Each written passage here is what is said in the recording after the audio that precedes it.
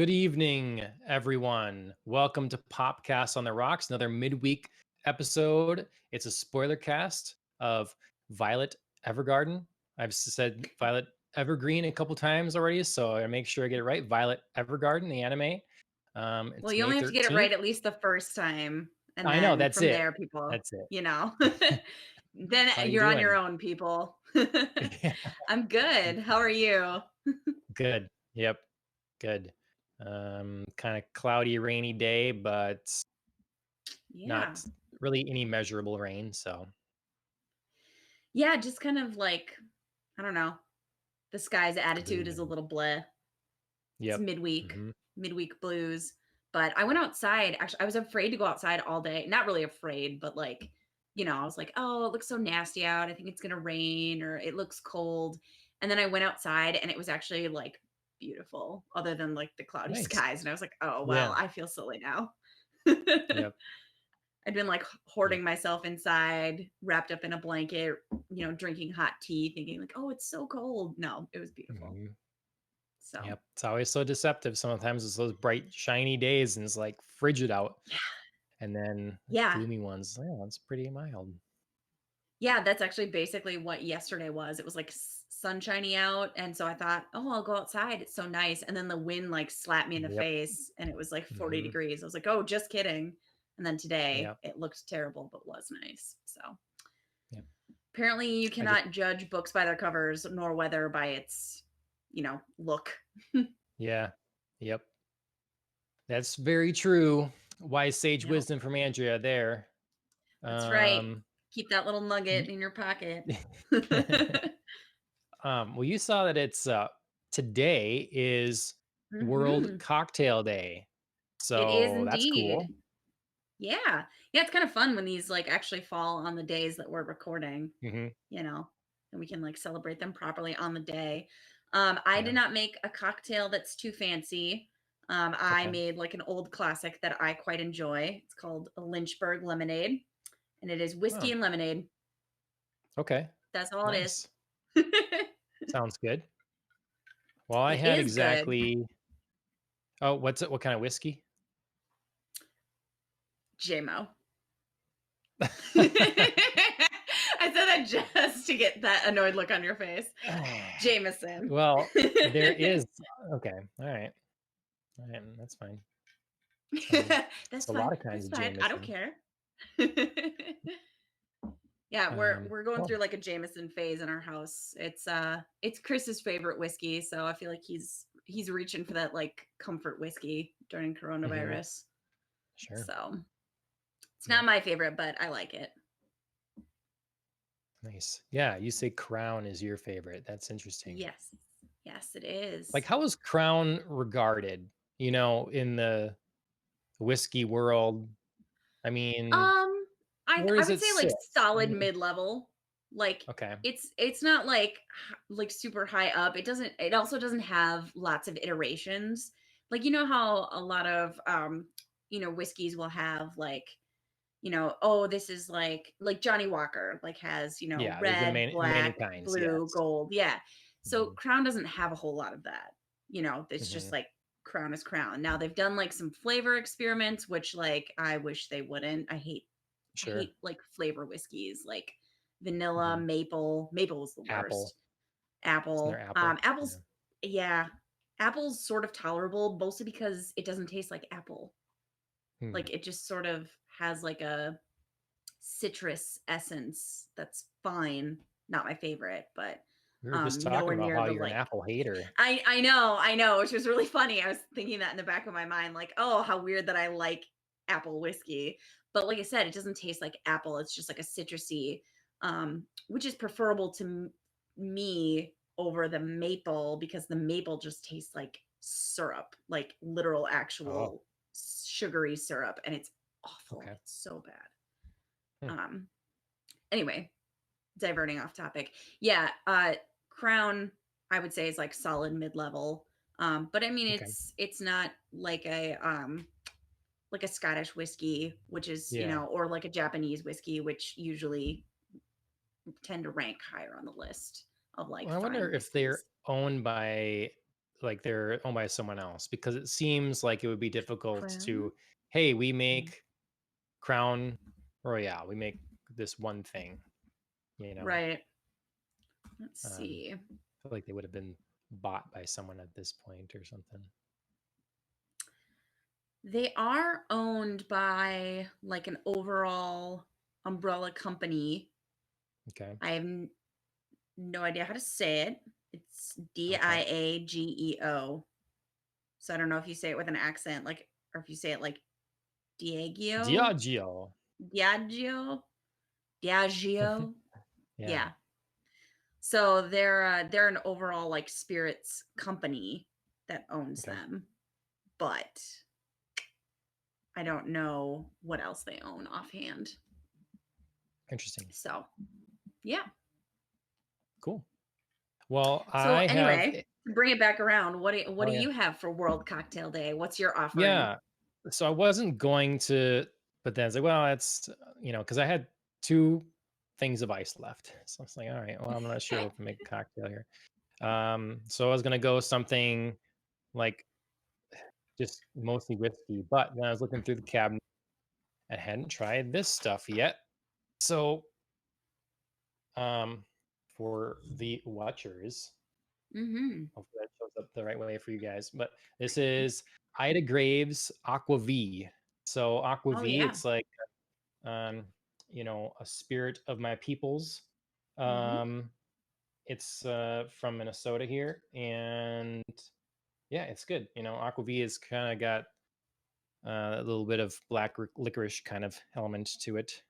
Mm-hmm. Um, but yeah, it's tasty. So I did that and pear juice. So 2 parts Aqua Oh, V, 2 parts pear juice, some rhubarb bitters, and then topped it up with a like just a little bit of this sparkling water we have here. It's okay.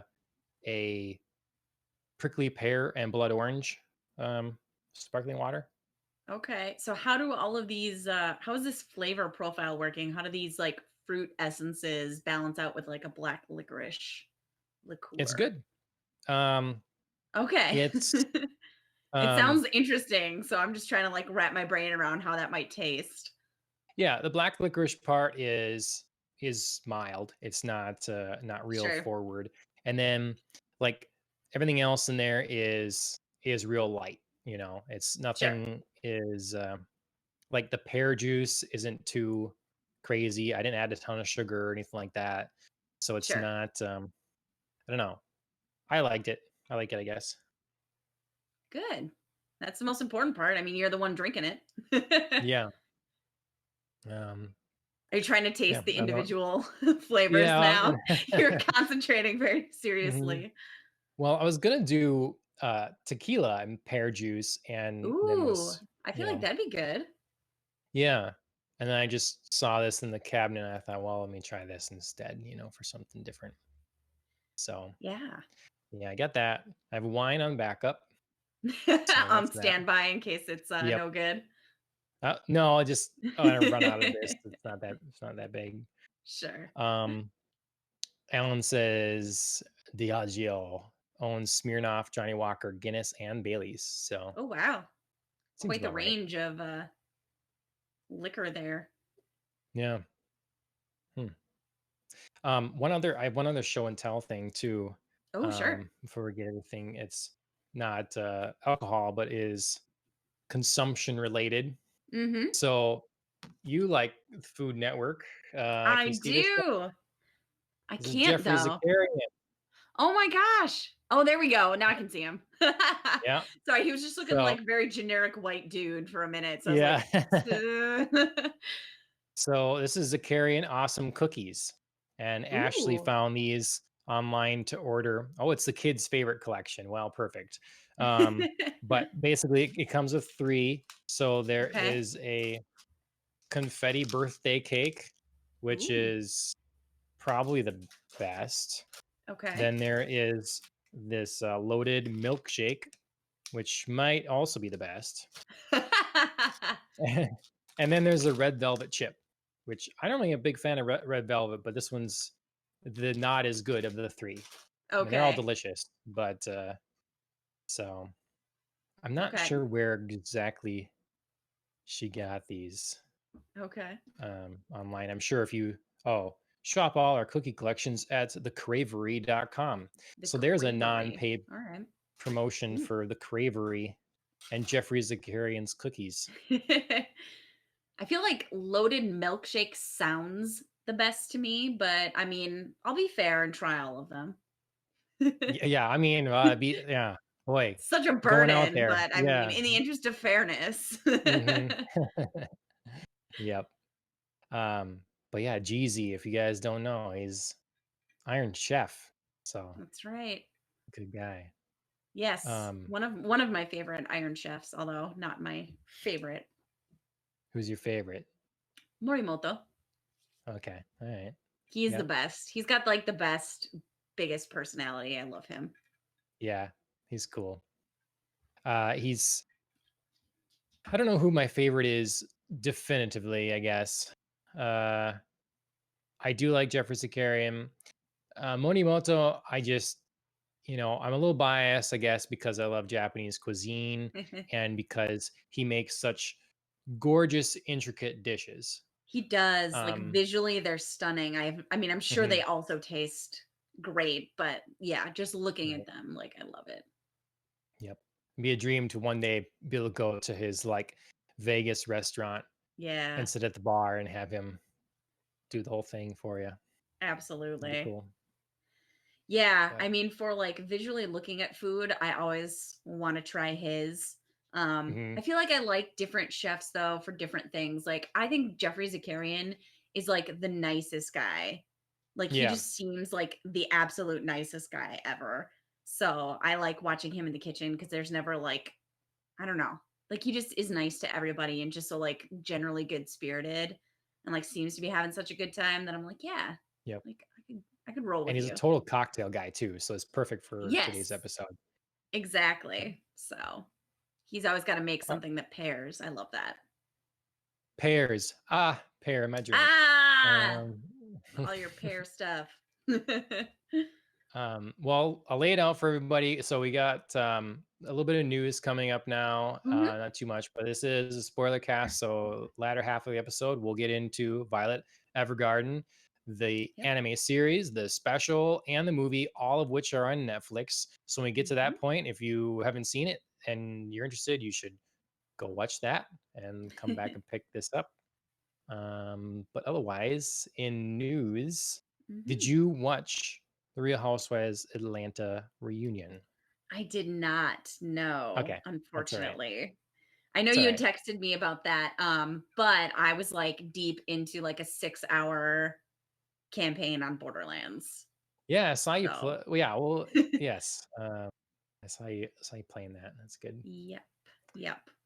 Well, Atlanta, it's been a delay since the end of the season, and now they have the part one of the reunion. They're doing it teleconference style, Hmm. Zoom, Skype style. Right. So I was kind of worried it would be really a mess. You can barely hear them yell over one another when they're in person, but it actually worked out pretty well. And they muted one person one time, Okay. so that Just wasn't too like bad. And there was talking over just like, everybody and had to mute yeah, them I or guess, okay. All right. yeah, yep. Um, but it was chaotic. It was hectic. They had some really good burns.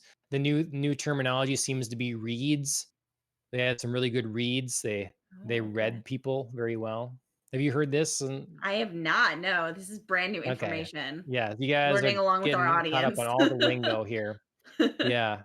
So if you're gonna read someone, that's be like, tell them how they are. You tell them what's going on. So Okay. I uh mean, it makes sense, mhm. but I just haven't heard that yet. So, okay. I know. I mean, I feel like I am on the forefront of all the Right. lingo Right. that anyone that's anyone knows because it's invented here. I don't know where it comes Right. from really, but yeah. Yeah, riding the So wave. I had wrote Yeah. down one line. I don't know where Okay. I put that. I forgot about that until just now, but it was really harsh. Darn Okay. it. I don't remember where I wrote it. Like But harsh but funny, or just like harsh in a like, God, ew. oh no, it was harsh but funny, yeah. Okay. Oh, it was something like it's something like um your what is it? I forgot the lead up to it, but something like your titties are social distancing because he's just was wearing something that was separating a lot, and it was That's actually really very funny. yeah. Yep. So there Uh, was a lot of good stuff in that episode actually. sure. Uh, but yeah. Um, as far as cool lingo, the skater world has come up with all kinds of cool lingo in their True. time, you know. True. What are some? I'm super in it. Stoked, that's a big one, you know, but I have you're not nothing for you. I'm okay. sorry. Right. Okay. All right. I used to watch X Games some, you know, Okay. and I as mean, a kid, okay. I knew people who were like into skating, and like I had friends who were Yeah. skaters, but like I got nothing. Like I'm totally zoned out, tuned out of Okay. that. I know Yeah. like I literally know about skating Tony Hawk. That is it. Okay. Well, that's perfect. I mean, Which that's what it apparently is. So qualifies me to yeah. to watch the game reveal that happened this week. Yeah. Yeah. To know So that that's a Summer of big deal. Games by Jeff Keighley Mhm. continues Indeed. after a lukewarm start Yes. um, with Tony Hawk. Tony Hawk 1 and 2 remastered. Yes. Um, did you play those games? No, no, not at all. That was not my genre, not in real life really, or in the video game world. Sure. I knew that they were happening. Um, Yep. you know, friends again were into that sort of thing, but unfortunately not me. Hmm. Although, do you remember, so I remember that this was like, speaking of like fads, um, do you remember those like little finger skateboards that everybody had? Yep. Hmm. Like that, oh my god, so many of my friends were obsessed with those, and I could never figure out what the hell to do with them. Like, I tried doing it like everybody else did, but I apparently have no coordination to do that kind of It- stuff. they're not. No, you're not on the out. Tech Tech deck deck, sound says yes, thank you. no. I knew it was Those are something not like that, but all I could come up with was like Pogs. real tech. Pogs were better than So, tech decks. oh my god, I was so into Pogs. I I had so mean, many different I had a slammers. I was couple super into Pogs. skateboards, but yeah, Pogs were cooler. Something you Yeah, could kind of actually do with them, like just running your, I don't know. yeah, well, I mean, I don't know. I couldn't get the whole like, I mean, I could like move my fingers on the like little skateboard and move it across like a Mhm. flat surface. But if you wanted me to like jump it or like do a trick or something, like forget it. I'm apparently no Yep. more coordinated, on the micro than I am with my whole body. So no But skating for me. your friends could. I mean, no one can do something cool. Well, okay, I won't say no one, but people can't really do something cool with tech decks. Let's get that straight right now. Like, I mean, I don't I mean, know. yeah, perspective. I mean, maybe people could do some Hmm. cool stuff, but yeah, I remember that they were like a huge thing that I was really annoyed by because I was no good at it. So Okay. just kind of had to put up with it. But Well, anyways, the full story is, I mean, Jeff Keighley came on yep. and they showed the trailer for Tony Hawk 1 and 2 remaster. Hmm. They made a number of Tony Hawk games. They're going to the company that has worked on Tony Hawk games before. They also were Yep. responsible for redoing Crash, I think Hmm. it was Crash Bandicoot. Yes, So you're they're used to correct. doing that kind of thing and upresing, but staying true to what they are. Yep. Um, I have to say, I was not excited by this, though I did play Tony Hawk, my fair share of Tony Hawk 1 and 2. Oh, really? I, I would yeah, not have seen that coming. my sister and I played on the PS1. We played Sledstorm in Okay. particular, which is a snowmobile racing game featuring Hmm. Rob Zombie music, was pretty awesome. See, I And see that Tony for Hawk. you guys, but I don't see Tony Hawk. Yeah, we played it quite a bit. Okay. Um, you know, my childhood was definitely, especially the younger years, was definitely about playing couch co-op. It's definitely about multiplayer thing, you know? Sure, I suppose. So kind of a lot of games that would let you do that, you know, we Yeah. had a PS1 and this was something for it. And then I played some, I believe I played also two on the Dreamcast. Okay. Um, so, but since then, my tastes have evolved, I guess, you know, and that's fine. If you still like Tony Hawk, that's good. But they, I don't know, just I find more in video games now, and I've kind of left the genre behind. Sure. Even like racing games, haven't. I used to play a lot of racing games, and Mhm. now not Well, so I much. think I think video games have really evolved from what they were. You know what I mean? There are so many more options for things that you can Yep. do. So many more stories that you can tell through video games as they've become more sophisticated. Yep. So, I mean, when we were kids, like, I mean, we had options, but we didn't have this many options that we have Yeah. now. And none of the video games were as sophisticated as they are now. So, I mean, Right. it's not surprising that like, you've found other things that you Yep. like better. Mhm. And I can't So, speak ill of it because I mean, no. I still really like games that are strictly um high score skill based kind of things as well. Like Yeah. they're a refreshing palate cleanser to like a Mhm. giant sprawling epic with a dramatic story and that kind of thing, or Right. something where you're shooting a whole bunch of people, you know, just like the other day when we were playing Streets of Rage 4, Mhm. harkening back to just the side scrolling Right. beat 'em up.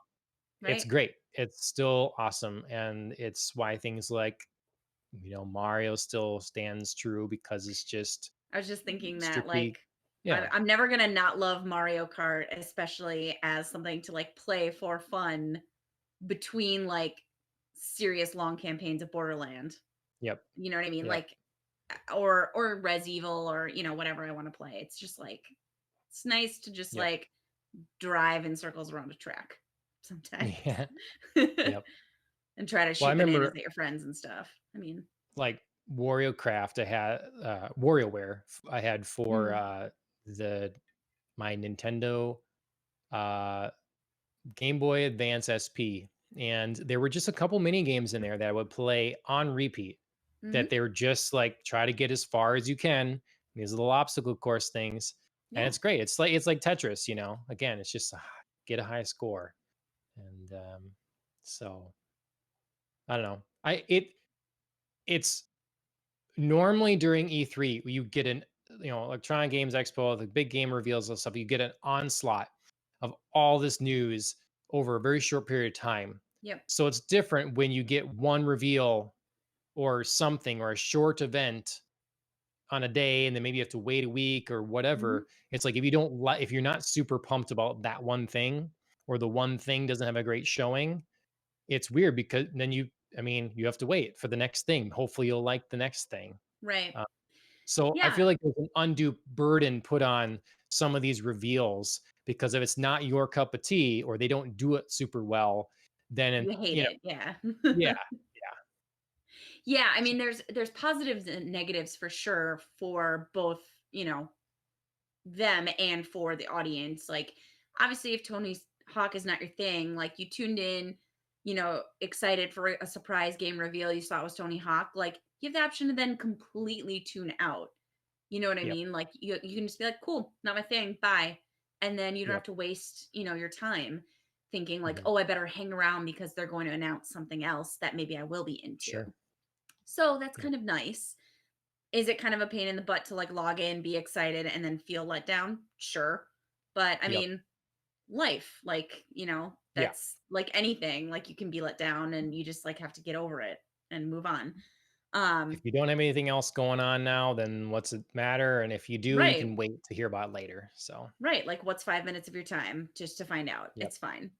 But yeah, I agree. It's kind of nice because the producers don't have to like focus on this like onslaught of content. They can really like take their time and be like, oh, what do we want to focus on?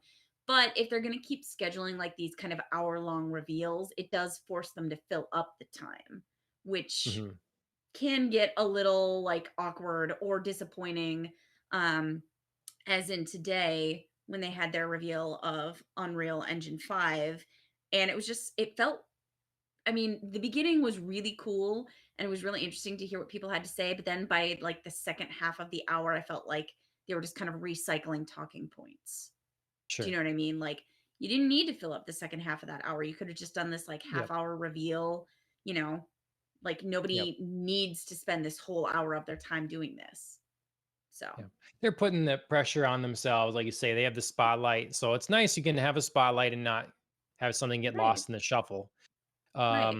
I think Jeff Keighley is definitely like at certain points, digging. So it like tries to spend a little time, try to get him to say something Mhm. that they maybe wouldn't have said before, get a little extra news out of them. Yeah. Um, And I I, mean, I I, I like that. I respect that, mhm, like why not? You have them all there, why not try to go yep, fishing for more? But I don't feel like you need to extend this sort of thing into an hour long event just to make it feel like worth their yeah, time to have participated. right, Like it's going to be yeah, worth their time no matter what. yep. No, I know Ashley tuned out at the technical stuff pretty quick. Like I listened through it and, going through it, I was kept thinking, oh, I'm excited to see what Digital Foundry has to say about it. Cause they'll analyze the video Right? and what their take is on it. But what was your overall impression Of Tony Hawk of the or of video? Unreal. No, yeah, of the footage. So we saw today this morning now, Yes, sorry, I should have the introduced this oh, like yeah, more yeah, officially. Epic Games, they came out, and unveiled the Unreal Engine 5. Mhm. So it's a big shift for 'em, compared to, like, smaller iterations, and they unveiled it with a tech demo, Mhm. but a playable tech demo. Mhm. Everybody always does this when they have a new engine or something or a new console comes out. I remember, I think it was on PlayStation 3, they were trying to show off the power of their cell processor for it, and they Right. showed this tub, and they were loading up with rubber ducks and just like spilling rubber ducks, and it's look how many things we can have on screen, kind of thing. Right. So they always have that. And the other big thing about today was that this was the first footage, playable game footage that we've seen on the PlayStation 5. Yep. So it's been pretty radio silence from the PlayStation 5. I feel like Sony paid them a good chunk to do this Mhm. because as a like a strike back, as a bit of shade, because the critique on Xbox's event last week was there's like basically no gameplay. Yep. So, hey, have our dev box running this thing, please. Right. And yeah. I mean, it was a slick move, I won't lie. Mhm. Um, I thought it was really cool, like, I loved the explanation behind, like, the whole world building concept of the engine, and, how it does what it does. Because it's one thing to look at the screen and think like, "Oh my gosh, this is amazing." Like, how do Mhm. they do this sort of, like, realistic, you know, imagery? And I think it really, like, forces you when they go through and explain it to stop and, like, appreciate, like, so much of the world that you play in. You can kind of take the world around you for granted sometimes, I think, in a game. You're Yep. just trying to, like, complete your mission and you're just trying to get through something, and it's like, no, somebody spent a lot of time and effort to, like, make this realistic, to put in the detail that your brain processes and, like, allows you to be in the game because it feels real, but you don't appreciate it. So I thought this was a really I cool, like, slow down, like, these are all the pieces and look how realistic we can make things, and look at the attention to detail that we have. I always definitely try to look around and smell the roses. I especially now with games, a lot of them have photo modes. It's kind of Mhm. something I'm a little disappointed in Assassin's Creed Origins that I'm trying right now for not having, is no, as far as I know, a photo mode. Sure, Um, I did stuff like Horizon Zero Dawn or Tomb Raider, and I played around in the photo mode a lot. sure. Um, and that's lots of fun. And they spawn whole communities. I mean, you can look up on PlayStation's groups or whatever and Mhm. find Uncharted, or sorry, not Uncharted. Well, you can find those too, but Horizon Zero Dawn groups, and Mhm. people are just taking these amazing still images from within the game that's just hard to believe is a Right. game. And Right. so Yeah, and I think that's really cool. Like, and I think that's really amazing for the people who do that. I think like the mhm, average video game player probably just, I mean, not that they don't appreciate the world that they're in or notice things, especially when they're off, but mhm, like it's not always at the forefront of your mind like how much work goes into this. And like I mhm. said kind of on one of our other podcasts, I think these events are really nice to show us the work that goes into video games and remind us that it's easy to hate and easy to complain about things you don't like, but it's kind of nice to be reminded that it's like this is hours of somebody's life that they're trying to put into making this beautiful game for you. Oh yeah. And it's nice to like slow down sometimes and appreciate that. Yep. Well, speaking of complaining, I think it's funny that, like, so Tim Sweeney is the guy that runs Epic Games now. He's a crazy guy, and man, did he make a big stink a while back, complaining and whining to Microsoft because they're going to be putting their games only in their Microsoft store, and it's like, oh my God, so anti-competitive. You're going to destroy PC gaming as we know it. All this stuff, blah blah blah. Well, Microsoft has done a complete reversal now, and they're putting Mhm. their games in Steam and all kinds of things now, whatever. And it's been Epic Games that's been the one playing the exclusivity game, um, which put me on record. I don't think there's anything wrong with what either of them were doing. Mhm. I mean, Steam has a chokehold on the gaming industry on PC. Yep. So Epic Games, if they're going to have any sort of competition there, they're going to need exclusive deals. And Yeah. if they give developers a better deal for timed exclusivity, good on them. And they've had great like giveaways and all kinds of stuff. So, Yeah, but like anyway, it, I agree. I don't think there's anything wrong with that, but you definitely shouldn't call out somebody else and then yeah, like perform the it's practice just yourself. Like yeah, that's a yeah, no-no. yeah. He's a character for sure. But yeah. Well, yeah, I was happy. I was just got it just I'm sure there's millions of PlayStation fans out there that are happy too. It's like, see, look, our system isn't gonna overheat and explode. Look at this cool stuff it can do. Yeah. And I have to say it did get me excited just to see something running in the PlayStation 5. Even though Mhm. it's not a game that's gonna come out, it's just a demo. Jeff Right. Keighley made sure to like, hey, this is Right. playable, right? This is running, you're doing this. Yes. Yeah, Um, it was cool to see some like playable footage.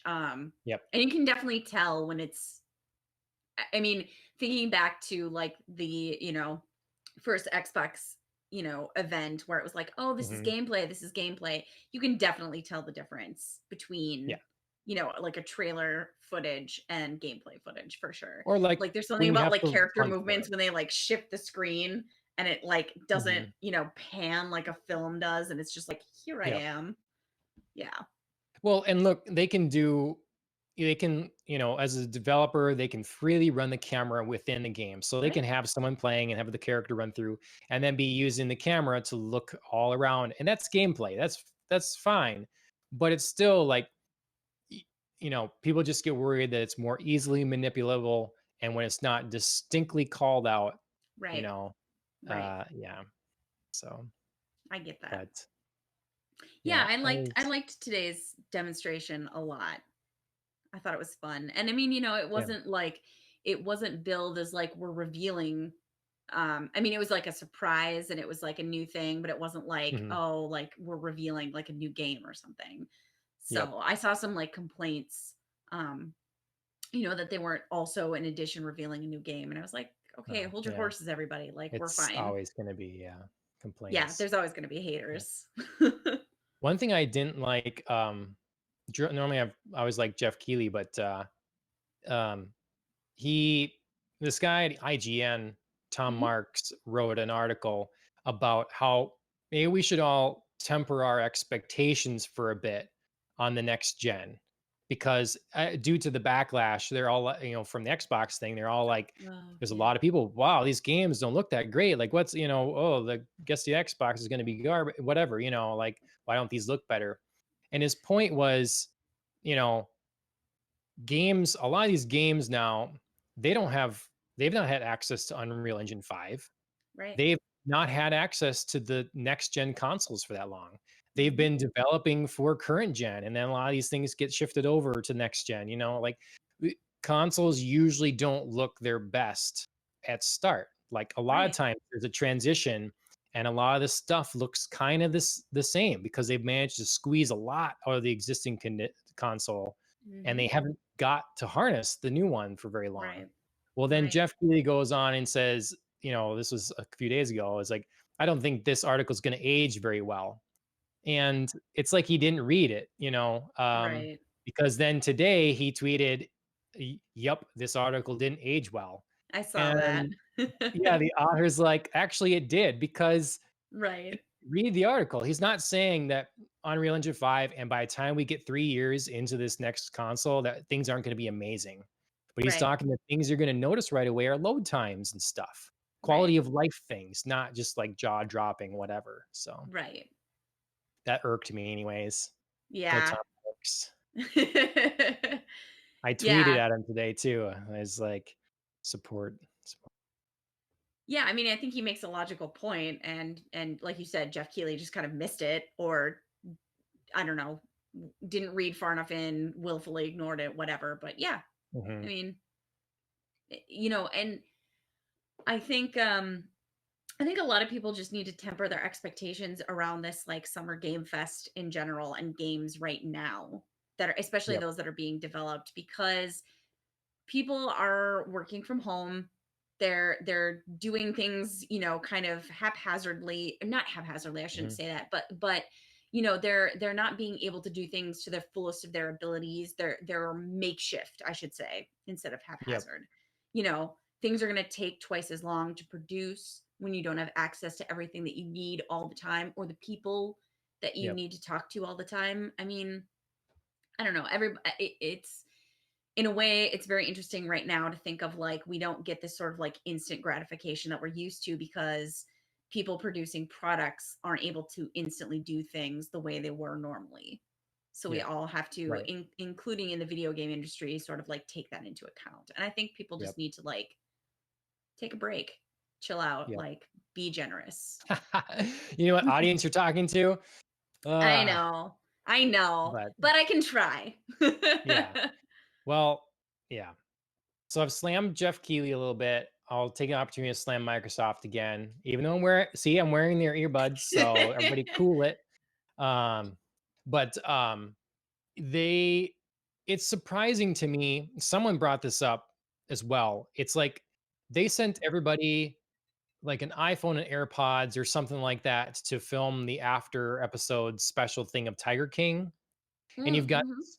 like sometimes the largest market cap company in the world, Microsoft, and they've got these employees there using like built-in webcams and microphones. It's like, ship these guys. I mean, firstly, as a like an employee of the tech company, why don't you have it already? But when you're looking at these people, they're just game streamers, Mhm. and they've got great mics, and they've got lighting and nice Right. cameras, and like they have a stream deck and they can switch between whatever. These people, I mean, the head of now Windows and Surface devices did a little video talk the other day.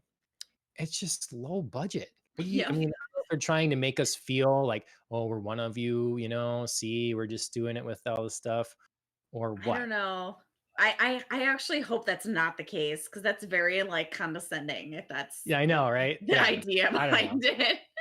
Yeah. Yeah, I hope that's not. But yeah, I mean, sometimes I feel like um there is a difference or like a disconnect between, somebody who's like in charge of something like a division and like the Yeah. people who actually like develop things and know Yeah. what's going on, or even like people who are fans in an industry or Yep. like want the newest latest greatest thing. It's just like there's some sort of weird thing where like CEOs don't always aren't always interested in their product. They're just like Yep. interested in the mechanisms of production, and they Yep. know how to run a business, but they don't connect with what they're actually producing. Well, and it's one thing I've appreciated about Microsoft in these days is that they seem like a lot of people they've had there have worked up from the bottom. They've been there a Hmm. long time. Sure. They really are involved. It's like Phil Spencer. He's a gamer. Hmm. Sony, I think Mark Cerny runs that stuff and he seems cold and like off-putting and like he hasn't played a video game in his life. Right. And Phil Spencer loves games. He actually plays them and Right. he can talk about them. So to Right. me, it's been a credit that they do seem genuine and to care. Right. Now maybe from some of them it's an act, but I certainly understand what you're saying. Like there's definitely, and I see that from Sony, I've seen that from Nintendo a lot. Hmm. This very corporate kind of look. Right. It's like, I've analyzed the numbers and I know you're gonna like this. Roll it, versus Right.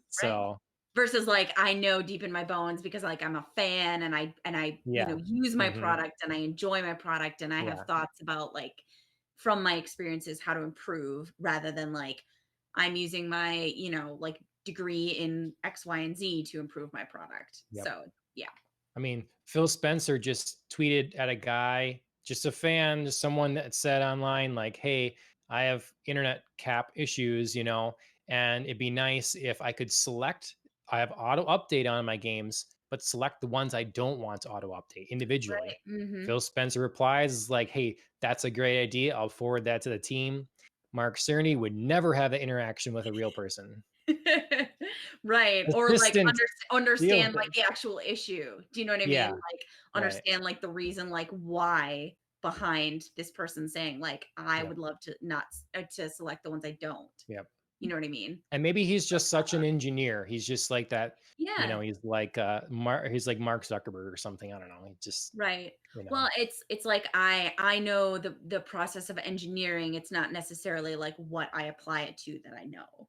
Mhm. Do you know what I mean? Like I Yep. know the Yep. processes and I know the mechanisms, but I could do this anywhere Yep. and still be whatever about it. Yep. So, Well, yeah, I don't know. I won't speak too harshly about Mark Cerny, I guess. I don't know him, but I'm surprised I don't know him, Uh, you mean he's not going to be a guest of the podcast? What? oh, well, not anymore. Not anymore. Uh, He saw this and he's pissed. yeah. Yeah. Um, so tomorrow is more Summer of Games fun.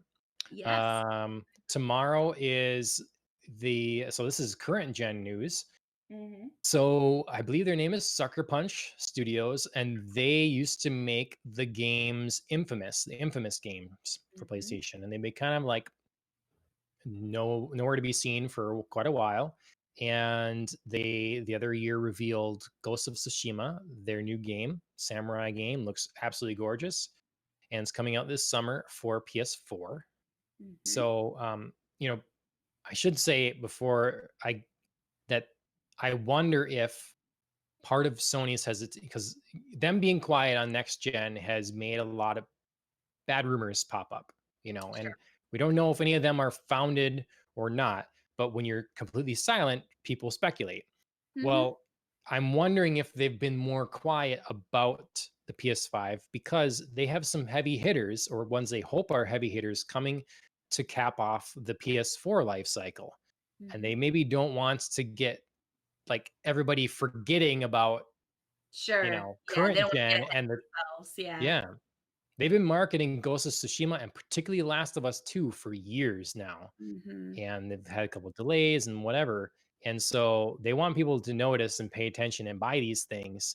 And if they're not going to do the same sort of like buy once and it will work on the next gen as well, like Xbox is doing their smart delivery, I don't know if they're going to do that. But if they're not, Right. they don't really want to say, hey, go buy these two $60 games, $120 Right. total, and then not be able to play them on the next thing. Exactly. Yeah. So, I mean, I don't know. But Yeah, I yeah, mean, if that's the case, it's smart not to, like you said, jump too far ahead and like be so quick yeah, to market your next thing that you forget about what you have now. Because I mean, you're really undercutting yourself in the yep. sense of like, why release these at all then? Like, who cares?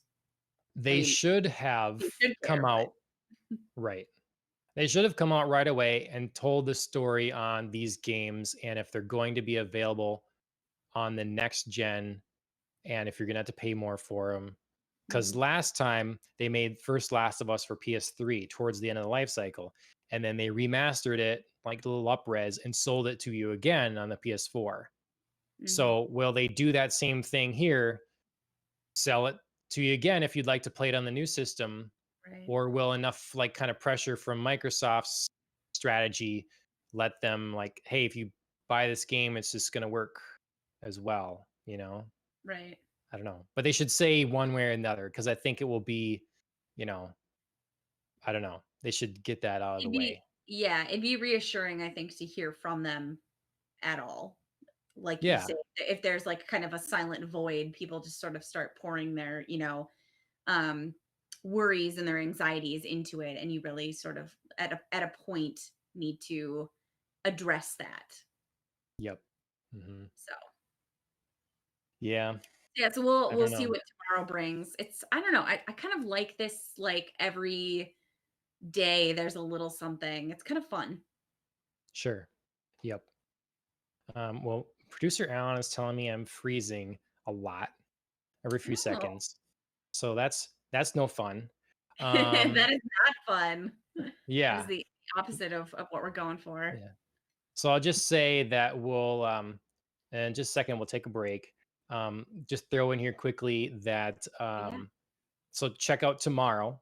Ghost of Mhm. Tsushima looks gorgeous. There's been lots of garbage coming out about Last of Us.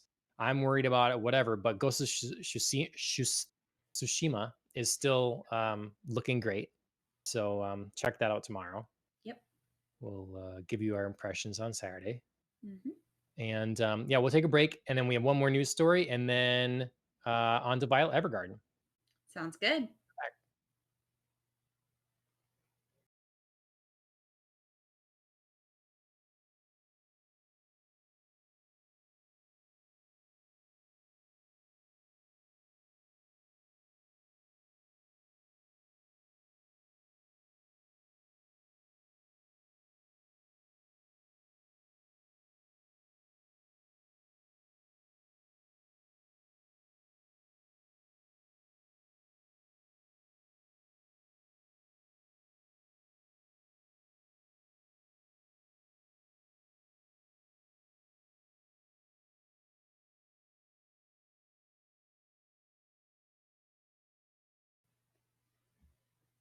All right, welcome back.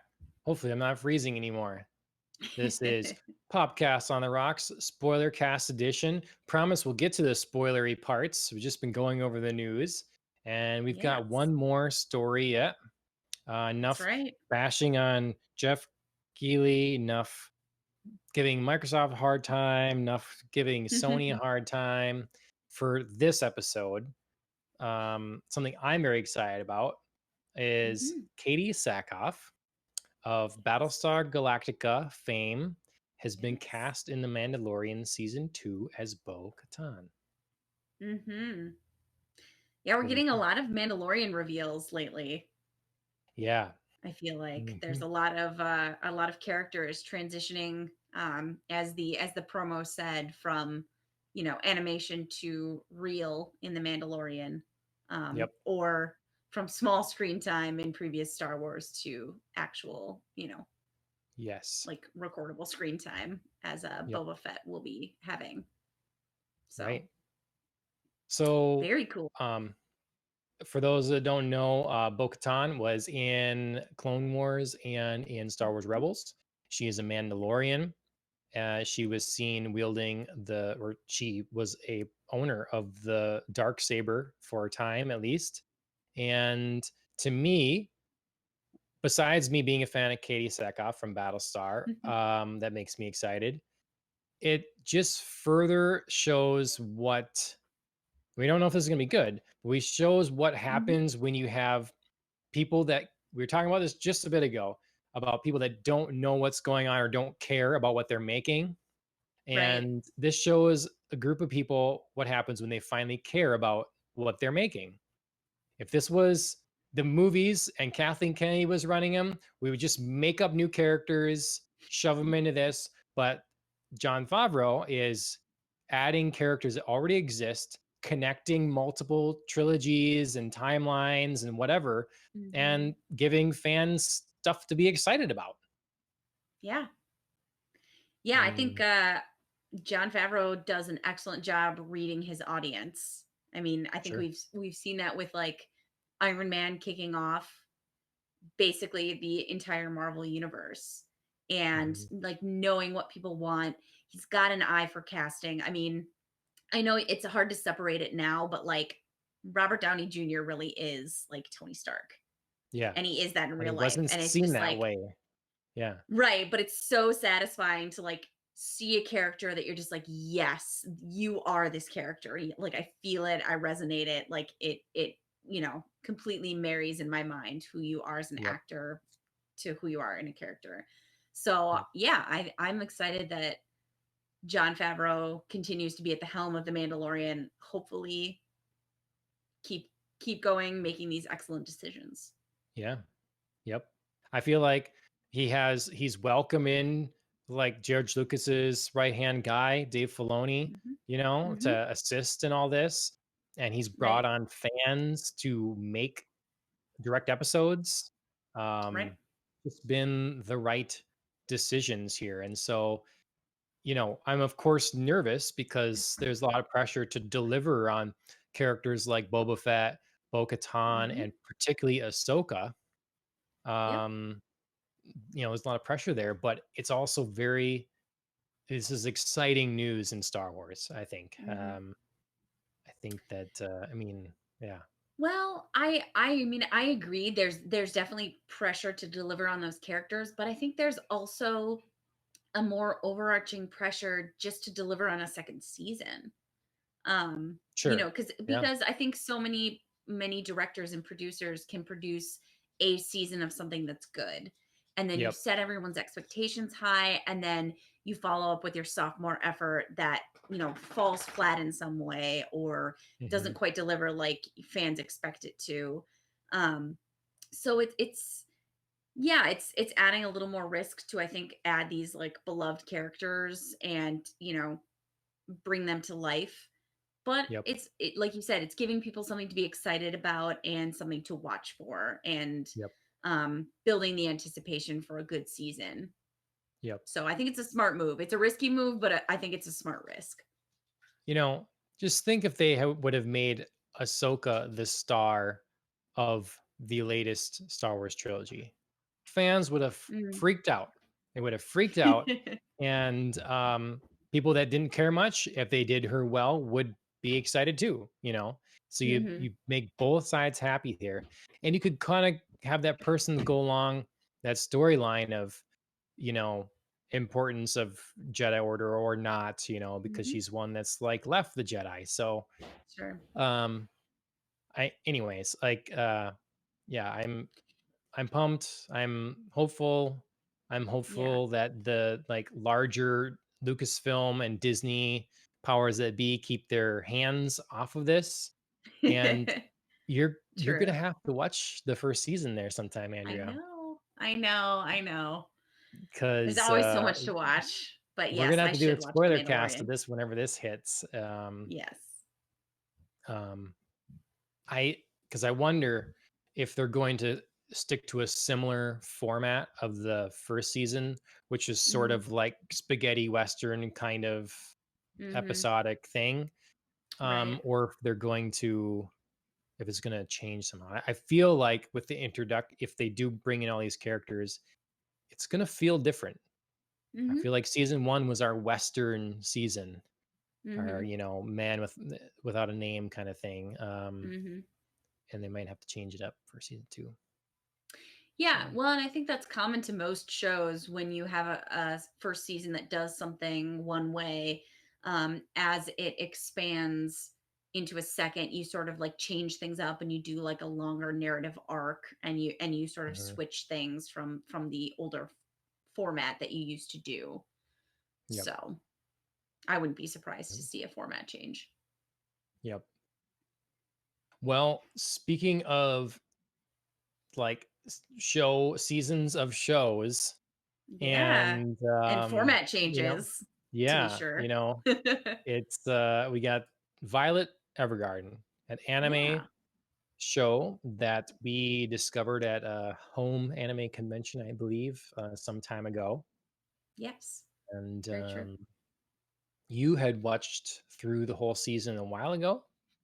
Yes, yeah. So I mean, I think it was like a home con we did maybe a year ago, at Hmm. least, I want to say. And so I'd loved the show so much that I just like kind of following the home con episodes, I went home and finished and binged the season.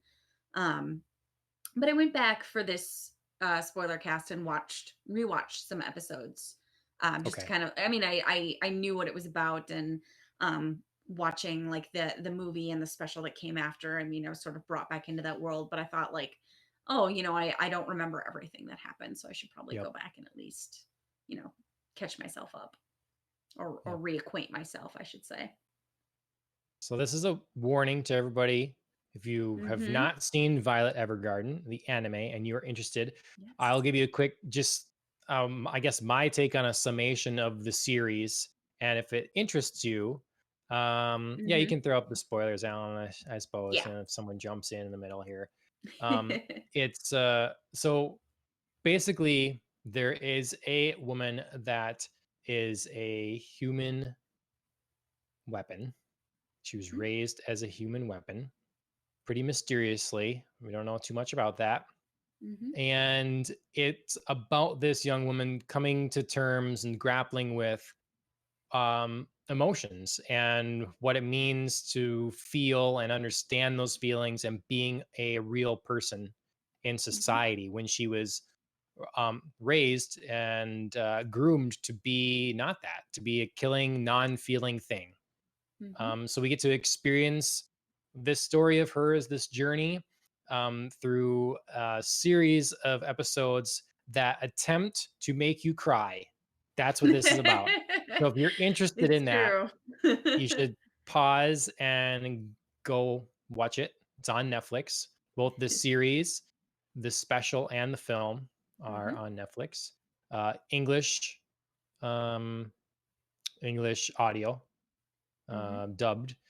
So to start, I guess we'll start there. What did you think of the English language dub? I didn't watch the English language dub. What? You That's watch it in right. Japanese? That's I right. didn't know it was even an option. Yep, it is. Oh my gosh. Wow. Okay. Well, so we have double perspective here then. Okay, That's perfect. right. So Yeah, how no, was the Japanese sub?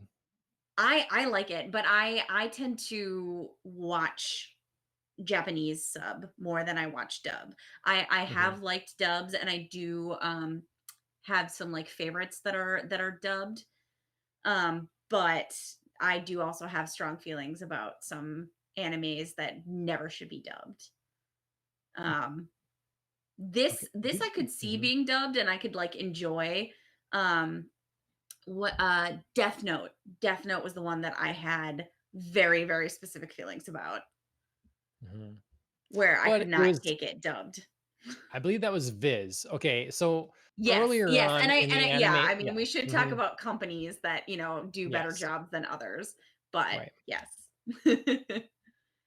I mean, yeah, I would definitely say that English um, dubbing has come a long ways Mhm, in America in terms of quality and speed and all that stuff. mhm, Um, and I thought was and I interesting think about this.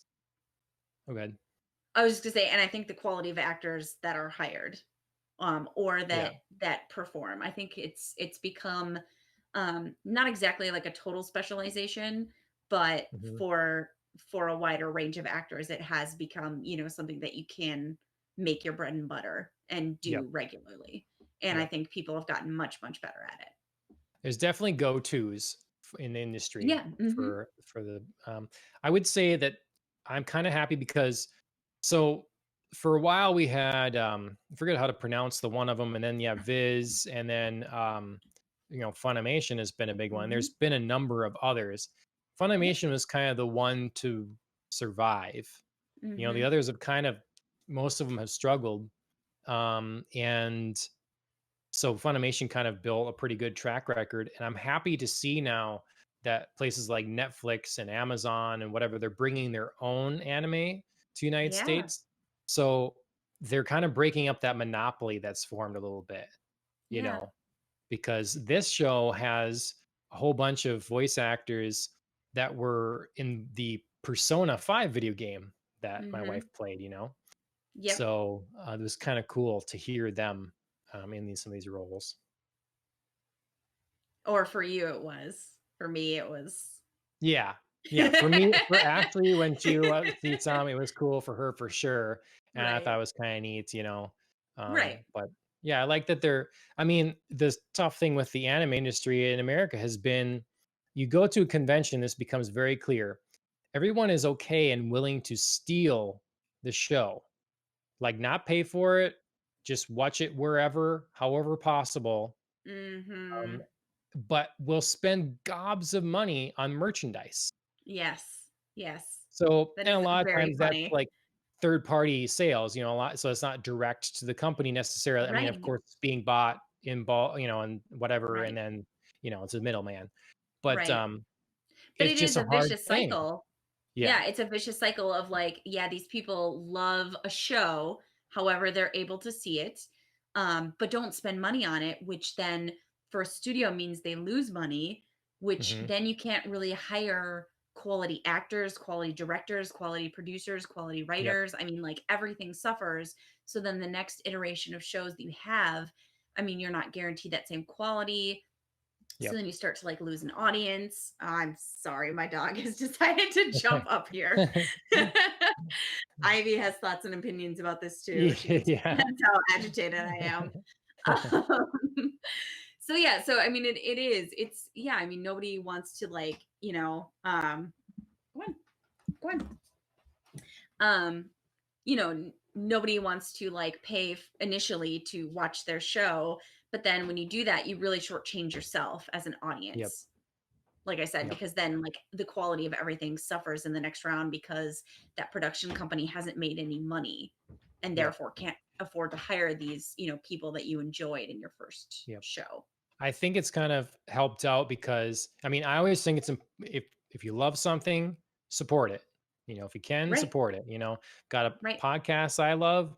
We're, buy their specials now and stuff or whatever, it's a good thing to do because you can't guarantee they're going to be around or whatever if you don't. Exactly. And I think it's been a good side thing now or a effect for them that so many people are like bought into just that they're going to be paying for Netflix or they're going to be paying for Amazon Prime or they're going to be paying for Hmm. one of these things. And in doing so, you're paying to be able to watch these shows Yep. for them to be able to produce, so long as you're watching it then on their service, then they Hmm. know you like it and they'll invest more money in that content. So I think Right. it's ultimately going to be a great thing for the industry. I Um, agree. and anyways, I'm happy to see it. That's not just Funimation left. You've got Netflix, you've got Hulu, you've got Amazon all coming in Hmm. to the mix and making their own anime. And Yeah. that Yeah, I think they've started off slow but strong, you know? mhm, Like they're not, just mass producing shows. They're, kind of feeling it out, but producing quality shows to sort yep, of like hook you in, like Violet Evergarden. yep. Now I don't know who technically produced about Evergarden. I should have looked that up and stuff, but I thought it was a good production and is one of the Yeah. most gorgeous and anime. I'll say it once for anyone that wants to be a stickler about it. Anime, uh, it out there. It's just Mhm. backdrops are spectacular. I love the like character designs. Oh, Oh, Shochiku. Shochiku is what Alan Mhm. says the production company. So it's, I mean, can you think of a more, yeah, for the Oh, movie, that makes but yeah. sense.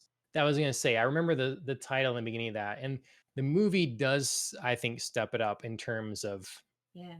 a show that's already beautiful, Mhm. that extra polish. So do you agree? Can you think of a show that's more gorgeous? Oh. Man, on the spot. I can't offhand. No. Because I it's would I would gorgeous. it is absolutely gorgeous. Um but I think in like a sort of different way than I think of other shows.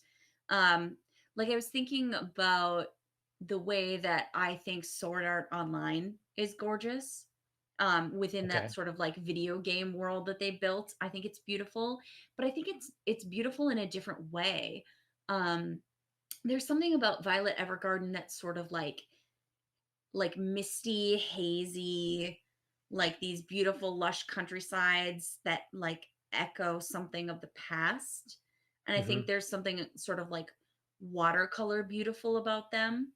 Hmm. Um but like I said, there's that's completely a different style than I think what's in Sword Art Yes, Online, which for at sure. times I think can also be beautiful for sure. Yeah. Well, like Ashley and I just watched Promare from the Kill la Kill Oh, right, people, yeah. and Mhm. that is stunning, just Mhm. stunning movie. It's just, watch that in, on a 4K television, and Sure. it's amazing to see. The animation is so frenetic. It's incredible. But yes, it's a very different, very, very different style. This is a toned down kind of realistic, give me steampunk kind of vibe, Mhm. world that, like you say, it does feel like a painting or a watercolor Mhm. um kind of a, what would that art style be?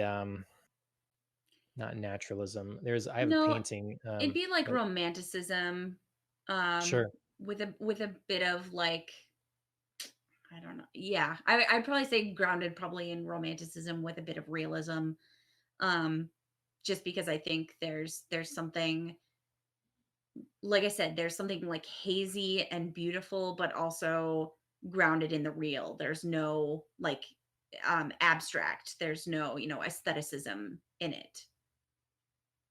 Okay. Yeah, Alan says Kyoto Animation did the animation for the show, OVA, and the movie, and Oh, okay. um it's besides artwork, I thought the Hmm. animation was quite good too, usually. Like Hmm. sometimes I find in a show there's moments that excel, and they're like, wow, they Hmm. put their A team on this. And other Right. moments that's like, that's that walking is a little funny, or that horse doesn't move right. Right. I didn't see that here. Like, did you? What do you think of the how? Yeah. I love how deliberate the show is with movement.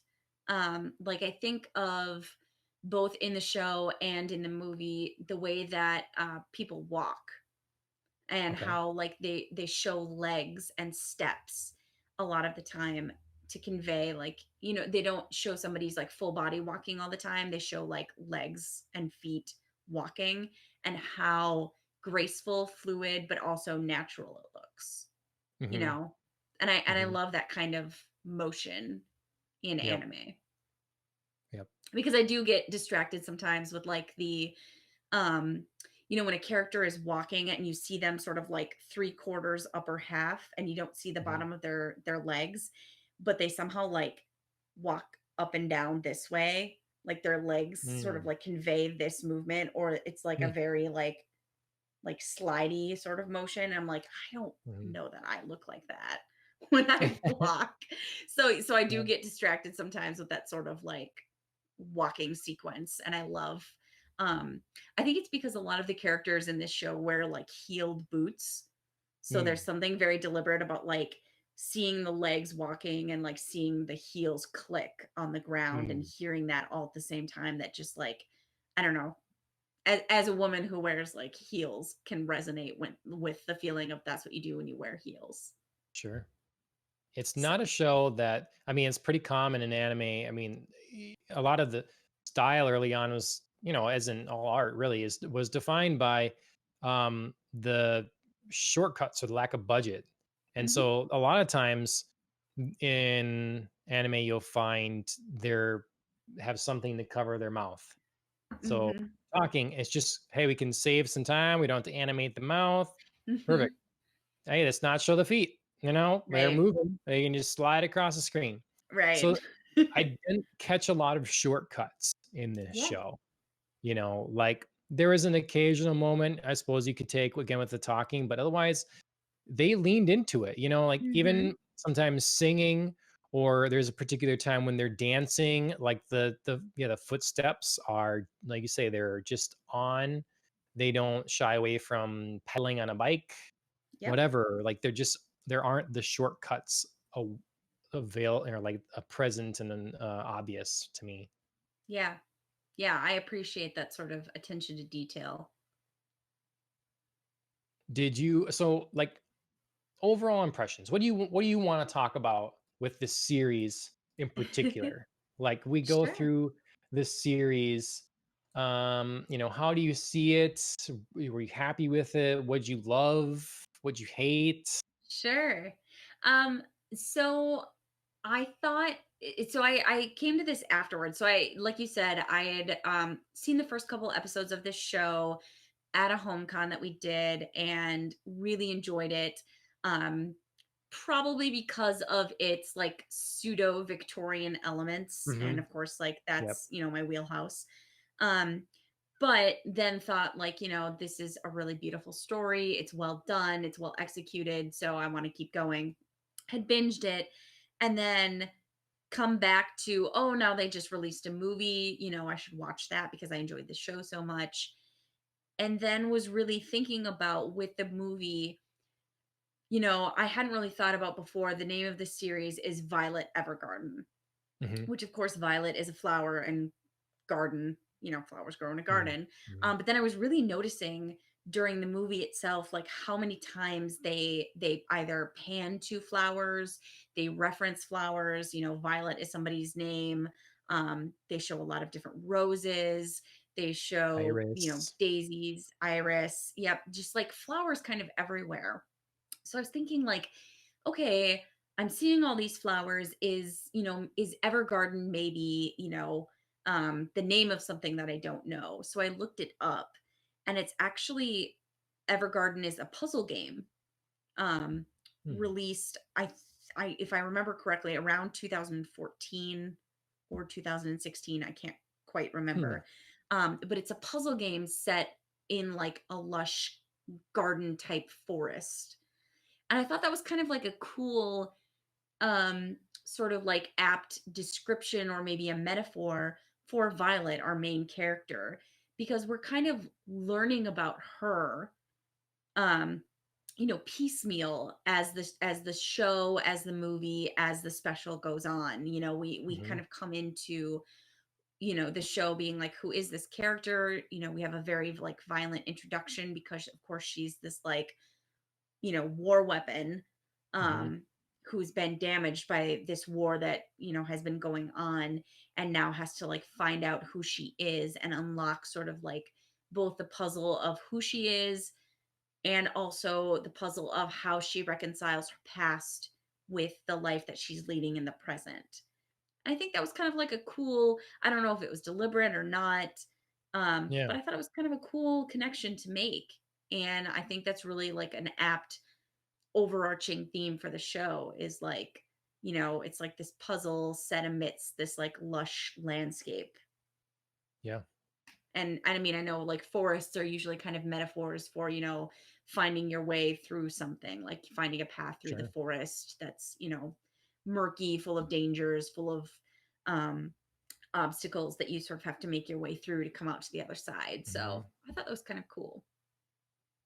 Well, so my history with the show, like say we watched it at the home con, and it was Hmm. only a couple episodes, and then I thought that because I actually really liked it, and I thought we had watched more than we had, and so I went back on Netflix. I'm like, I don't know, I think we watched maybe one more episode, Oh, okay. so I watched most all of it now or whatever for the first time, Sure. and I don't but I what I remember initially was feeling like after the first episode, it started moving kind of slow. But there was Mm-hmm. a good moment. I don't know if it was episode 5. I don't know. It felt like it started to, I could see where this was going and I started to I don't know. It started to really work to make me cry. And Mm-hmm. It does. It's uh, I don't like that kind of thing normally, it's not that it's not that I don't like it per se. It's that I don't often want to put myself through it. Mm, So when I do watch it or whatever, you can come out on the other side a better person, but it's a struggle. And this show, man, but I do like, I think it was important that this for a while, the central character was a little too like she didn't have the growth necessary. mhm. Once she started to really grow, like you could see how her different clients. So I should describe that to people. Hopefully, again, you've seen the show if you're watching this far, but you know, Right. um, the show it deals with dolls Mhm. they're called such that write letters for people. Mhm. And once she started going on these assignments and picking up, you could see what she was taking from her clients. Mhm. I started appreciating the show more. Yeah. Once like because she really did grow. Like, particularly for me, I think maybe one of the more powerful moments is when she realized she's starting, like she was struggling with PTSD, um, where she was told, like, "Hey, you're on fire, and you'll know what I mean someday," or whatever. She's like, "I'm not on fire." And then she's, "Yeah, I'm burning everywhere," and I thought that was powerful, to hit that moment where she kind of like, you know, she's so used to not supposed to feel and blocking all of that, that just sort of all came out, and I thought it was pretty powerful moment.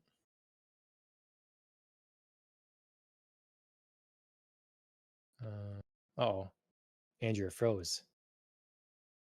Andrea, you froze. I'm gonna tell her. Andrea, you froze.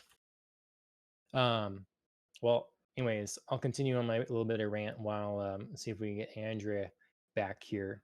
Um, I wanted to um so I guess I'll talk a little bit about some of the, we were talking about technical things before. I wanted to bring up a little how I wish they had made some better typewriter sounds in some moments of the show.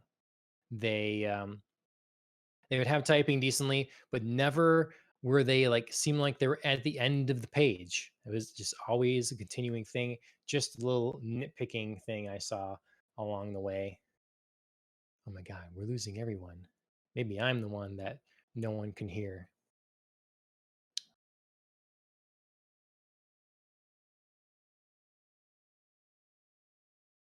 All right.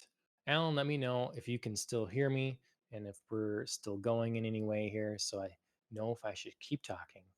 Um, I wanted to talk to Andrea when we get there, if we can get her back, about kind of the purpose of the auto doll role. So, as I was mentioning, these characters, our main character, after the war, gets a job of an auto doll. I forget the full title, but basically, they're hired by others to write letters for um, whatever clientele. Often it's love letters or I miss you letter or whatever letter. And I thought it was so odd because it seemed like the people of the world here could read and could write and were relatively educated and everything. Yet it was odd to need the services of someone else to write for them on their behalf and not like even just scribe for them. But whoa, there's Andrea. Can you hear me? I can't hear you yet. We have visual of Andrea, but no audio yet. I don't know what's what's going on. A night of technical problems. Blame the coronavirus. Um, well, continue to rant on here until hopefully we can get Andrea's audio back. But I wanted to talk to her about again the cultural role of being a doll or why this career exists to begin with. And if I miss something in the beginning of the episode, um, I'd like to know. But it seemed odd to me. Again, a culture that can read and can write, that needs someone to not just transcribe for them, but to literally like a card writer. I always personally have a problem with people, like when you buy a card and it has some long thing written in it. It's like, no, you write that long thing. You will use your words to tell me what you feel or whatever. Um, and this is kind of like that, like going to someone, write me a Hallmark card, write me what I mean to express to someone. So I think that's an odd thing of this world that we're putting in. And I should say it's a world that's not not Earth, not super, yeah, it's clearly designed off of kind of a European um kind of aesthetic, but not actual not actual Earth or Europe. I'll go into a couple other things, I guess, that I thought about it. I think Andrew can hear me, so she can remember all this stuff and then give her commentary on it. But I thought it was interesting that this comes from the culture of Japan. Um, and Japan is so into like stationery and it seemed and like detail. And I see that this show, I wonder what if it has the same significance to other audiences, whether it be European or American audiences, as it would to Japan. I'd be interested in knowing through the eyes of a Japanese person how um, this lands. I think it's very up their alley. Like you go to Japan and there's lots of stores with all kinds of little stationery, little cards, different stickers, all kinds of things. It's really, tape with all kinds of designs on it. And being so detail oriented, it seems to work for them.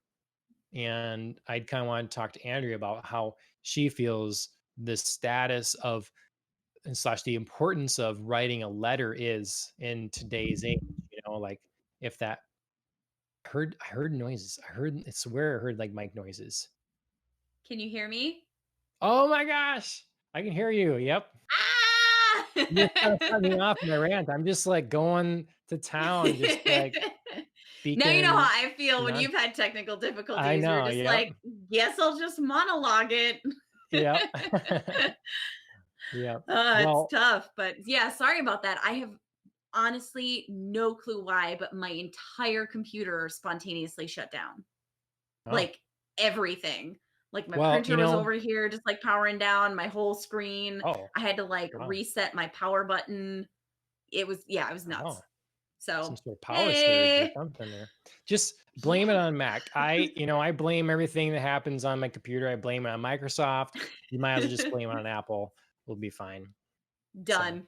well, did you get to hear a bit of my rant then? Just a bit. Um, I was kind of in and okay. out, obviously. The time that my computer shut itself down, I was totally out.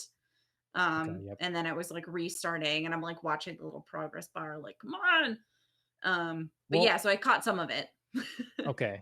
I guess so. We kind of left off talking a little bit about PTSD, and I Hmm. liked that twist and that they brought that up and it had that as an element of her character. But I guess what I Yes. went on to then it was just what do you think of the world that we're set up in and why Yeah. they even developed the role of the auto male doll or whatever?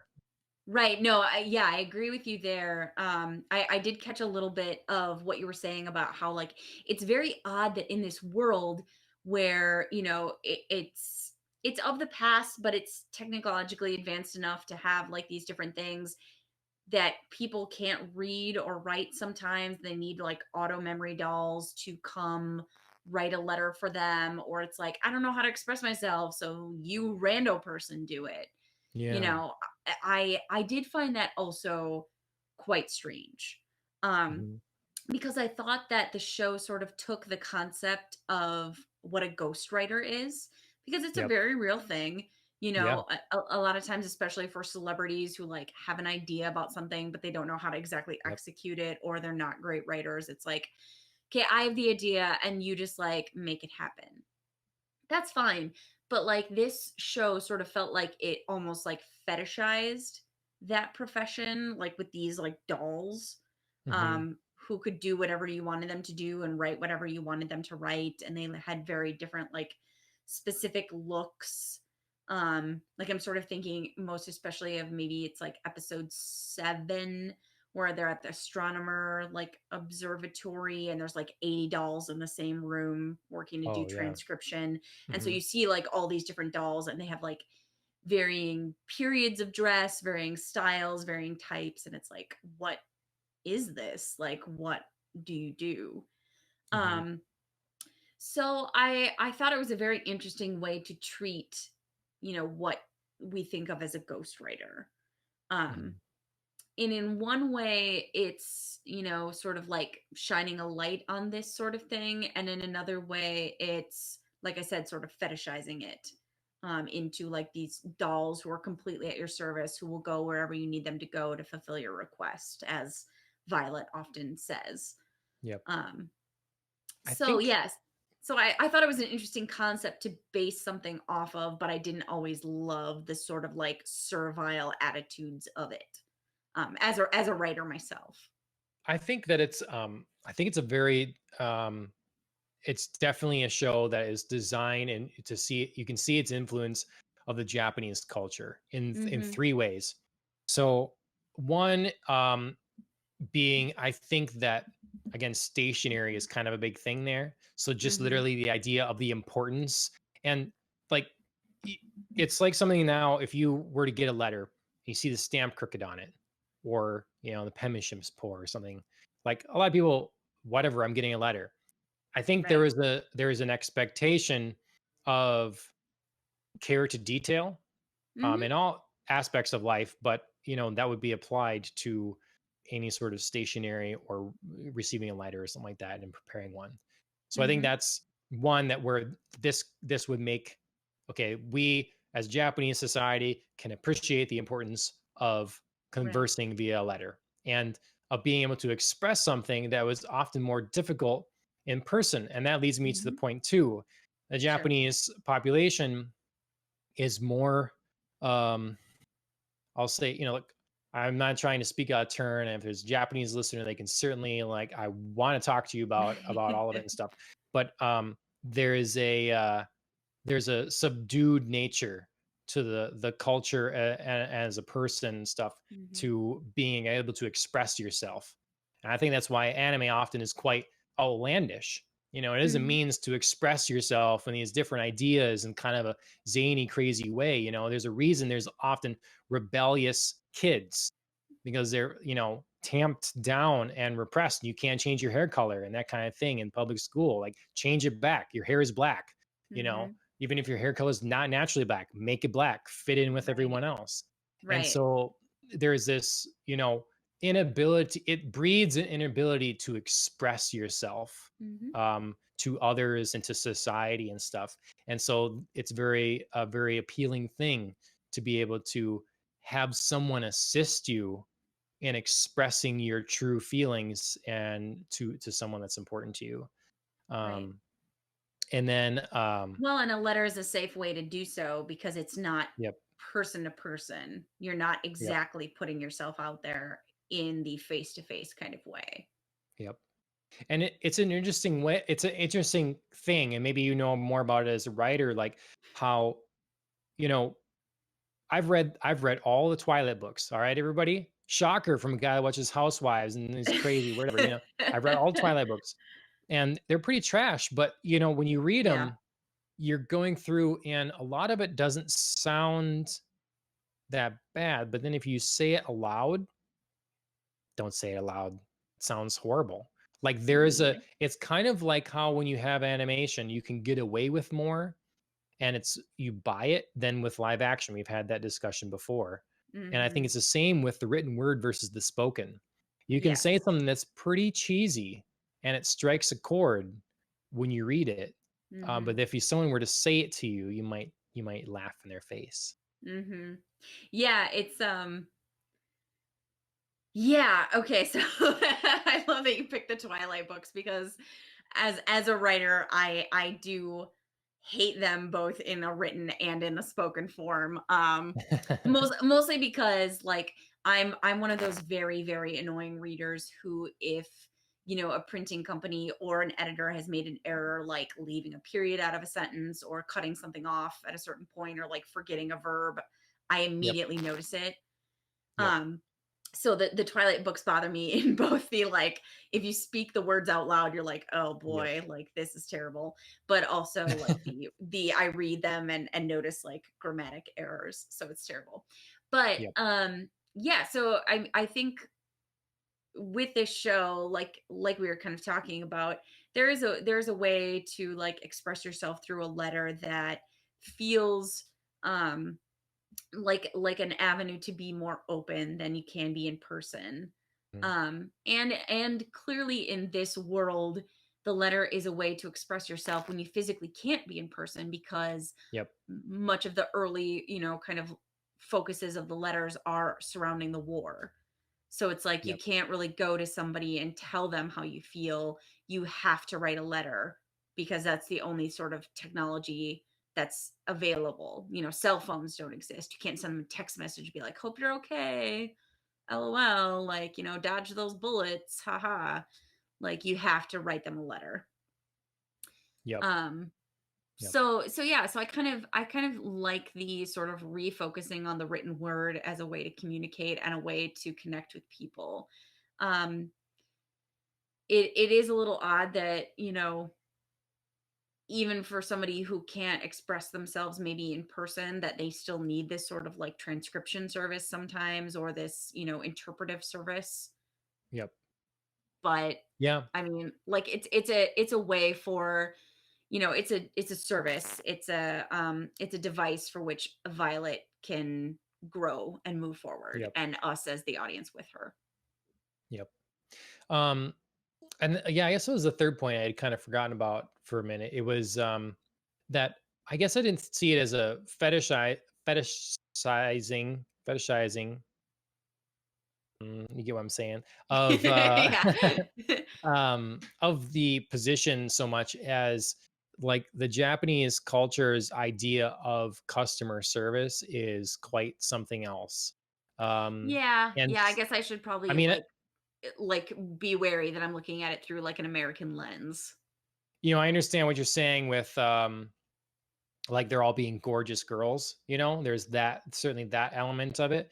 But I also think Mhm. that's pretty normal for Japanese society as well. Like, Yeah. there's kind of a thing on in the Western culture where, it used to be, and look, well, now if you want to get mad at me, you can get mad at me. There's in flight attendants used to be hired based Yes. partially on your abilities, but also are you going to be pleasing to the eyes of the Yep. customer?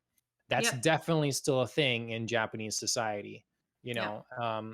and so I think that's probably being seen here. But the in terms of the attitude, I think that that's very present of good and expected customer service in Japan. Like every shop you go into, here's say, and they'll like say it many times throughout the time you're Mhm. in there, like very attentive, and it's just not the way we have a customer experience here. It's like, Sure. hey, how's it going? And then like, give you the middle finger. Like it's just, Yeah. you know, Well, and yeah, like you said, I think there was maybe sort of like in my mind, like, well, how come there are no male dolls? yep, Like why is this like a strictly female profession where like the girls are the dolls and then like it only until the movie seemed to be men who were like doing the delivering of the letters. yep, Um hmm and I was like, well, I mean, we can like mix it up. Like guys can hmm be a doll too, like, yep, and in some yeah. cases might actually be preferable. Um, but yeah, so that I was just my so sort of like, I have a hard time when it's like you're a doll and a woman only. yep. Yeah, I mean, I guess I see it as like the male care is that's the menial labor. So most of the men that are working in there, that's the be running outside, deliver the thing. Mhm. It's the more, there's not a lot of thought involved. Of course, it's knowing the city and all that stuff. Right. The doll is the preferred and the esteemed role. No one Mhm. talks about the delivery person. They talk Right. about the doll. Right. It's the one Until the that's movie. aspired to until the movie. Yes, until the Yes. movie. They change things up a little there. Um, and also, um, the it seems emblematic of life that more frequently women seem able to express their feelings or more open to expressing their feelings about Mhm. something. And that I would, if this were real, I would be interested in knowing the data behind the clientele, male versus female, like who is Mhm. hiring, what is the Right. average. And I would put money on that more often it is men asking for someone to please help me convey my feelings to Mhm. my wife while I'm separated in war than it would be the other way around. Um, Mhm.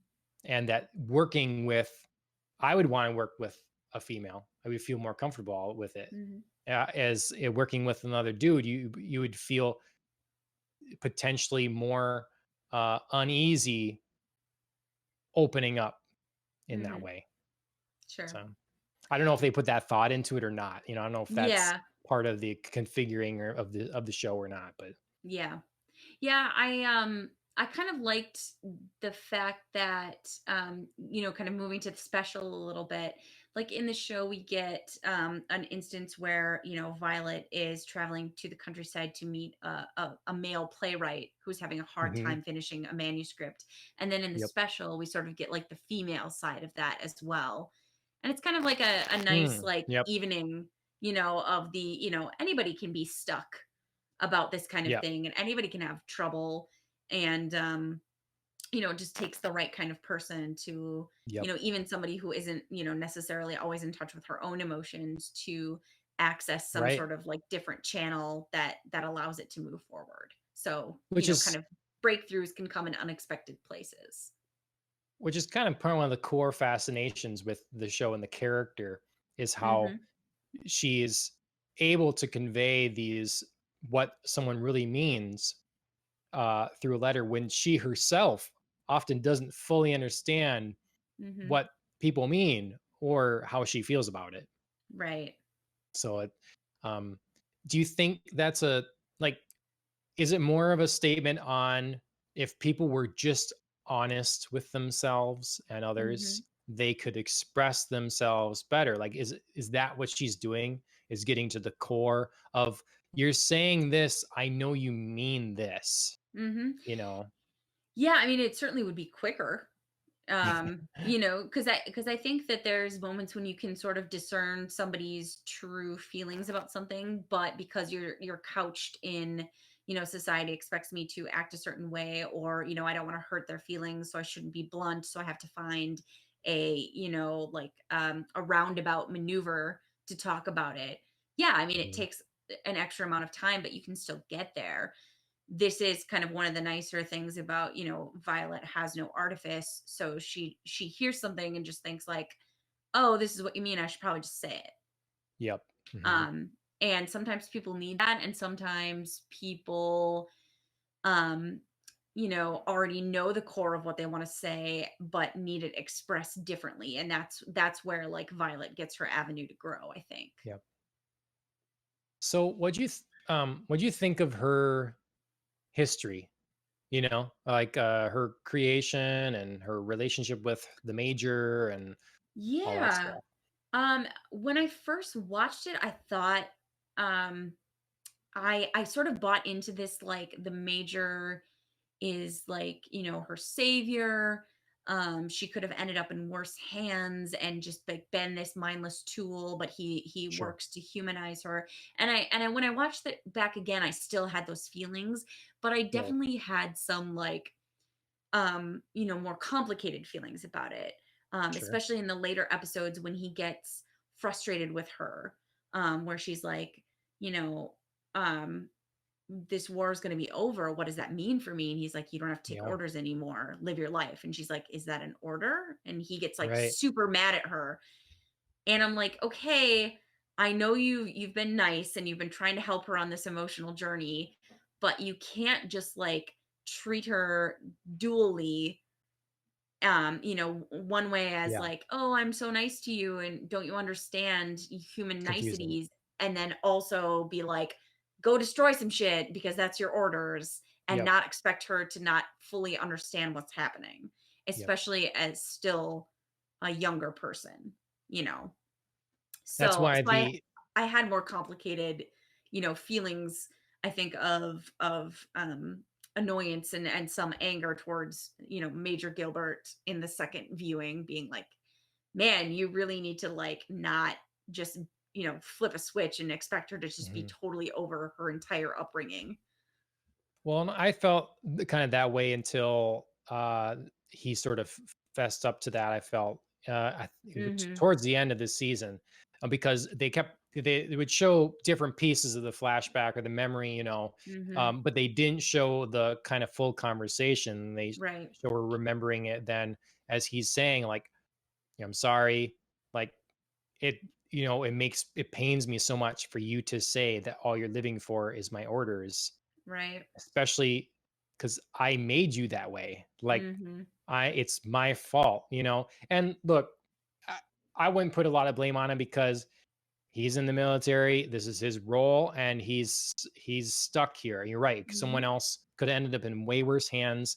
Mhm. The only other thing for him to do would be to, like, tell her to run, which she went to do, or to, like, leave the military and take her with or something like that. Mhm. Like, he didn't have a lot of choices there, Right. and it makes me wonder what sort of, because we never get answers for what her real, like, creation was like, or how that happened. I mean, was it genetic experimentation? Right, her Was it parentage, strictly, yeah.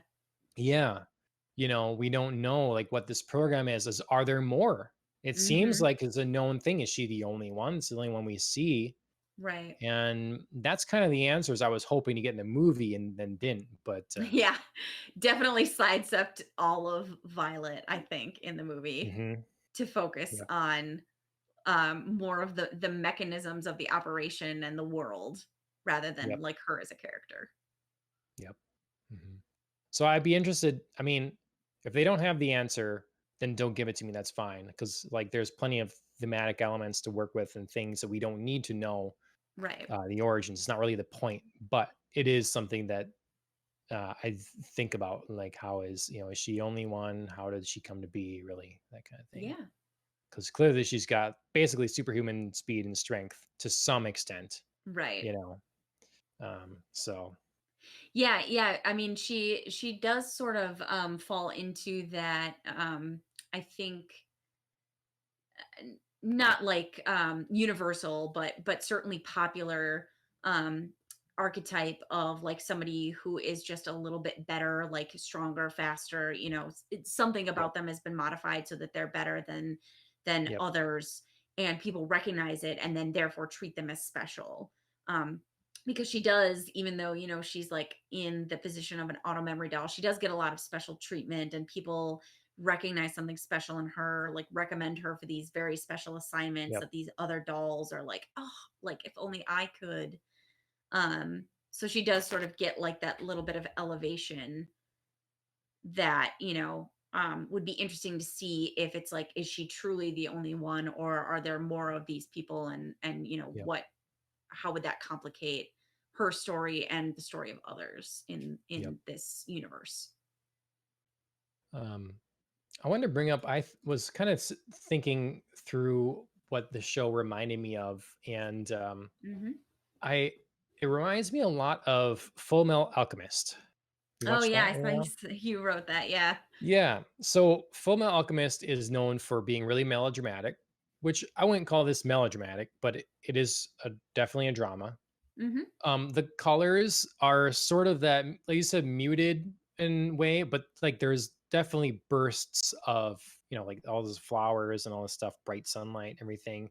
But there is a realism to the look in a way. Hmm.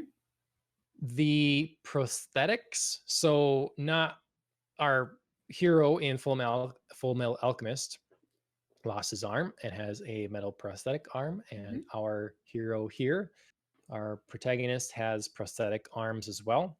Hmm. The time period seems is still that kind of romanticism, sort of World War era kind of a Hmm. thing, a little, earlier than that, whatever. It's just vague elements of steampunk to Hmm. me, Yep. um, and then also some of the same themes. So it's a lot about war and the cost of war in Hmm. both series. You see the toll on the world and on the characters and everyone that surrounds them. And I think in a pretty realistic way here. Sure. Redemptions for the sincere past. It's a big thing. I said Violet is suffering from PTSD in Full Metal Alchemist. You've got Alphonse and Edward. They basically played with black magic and messed up, bringing their mom back to life. Spoilers for that. It's right in the beginning. And they have to try to, make amends for the way that they deal with nature, like Hmm. understanding that there is always a cost to what you do, what you take. um and then the like potency of the emotion in the side characters and stories along the way. They both share that kind of punch, particularly this, but like there is definitely some moments in Full Metal Alchemist as well that it's just like kind of yeah, equivalent exchange is what Alan brings up as the kind of the principle behind Full Metal Alchemist and alchemy, how you don't get something from nothing basically. And Hmm. but anyways, yeah, it's I thought that two series were actually very similar in a lot of those ways. Yeah, unfortunately, I can't speak a whole lot to it because I've seen Full Metal Alchemist, but not like a full string of a season. Sure. But yeah, Okay. I agree that that a lot of elements were similar for Yep. sure. And Um, I think it's both, an interesting theme to explore. Like were saying, like the costs of war and what do you do, both I think as a world and as an individual after war. Like how do you adjust, and yep. how do the people around you adjust, and what kind of costs um, have you encountered, and what are you still sort of paying for Yep. from those costs. But then also I think in the sense of like setting a time, I think like this sort of pseudo romantic, pseudo Victorian time is very popular, because in our real world here, the Victorian era across the world was an era just on the cusp of industrialism and technology Mm. Hmm. moving things forward in irreversible ways. So it's that sort of like we're just clinging to romanticized notions of the past and practices like letter writing, Yep. that are very popular for this time. People, I mean, even though there are like, kind of motorized bikes and things, there's still people like going around in this universe in like horse-drawn carriages. And there's a sense of like people slow down, people take time, people um have these abilities to be deliberate in things, in their modes of transportation, in their modes of communication, and we're just on the cusp of something new and exciting, so we use this as sort of like a metaphor to express change. Yeah. So I think it's a really popular time frame to do so. And I wonder if it's popular to the Japanese culture because it's being removed from their struggles, moving out of like feudal Japan and taking Mhm. influences from the West and kind of thing. Mhm. If it's Absolutely. an easier pill to swallow, Mhm. it's kind of like we bring something someplace else, you can convey a few other messages and kind of something that seems more foreign. Exactly. Yep. So, um, we're very long here, but I mean, like it's a long series and there's a lot to talk about and it's stuff. Do you have a favorite episode or couple episodes or something that was extra impactful or? Yeah, so I feel like one of my favorite episodes is um the episode in which Violet goes to the other country. I think it's Citrigal, if I'm remembering the Okay. pronunciation correctly, where she Gotcha. goes to the forefront of one of the last few active like battlefronts Oh, in up this north. war. Yeah. Yeah, up north, and writes Mhm. a letter for a soldier who's dying, and it's I don't Yes. know, like there was just something. I think at the time that I watched that, Chris was watching a lot of like Band of Brothers, Oh, and I was watching some of that as well, and just being like very affected by the notion of, soldiers going off to die in war and not being able to like see anybody back home and like communicate and things like that. And like these just yep. sort of like, um, these losses that are somehow both so important and yet so senseless at the same time.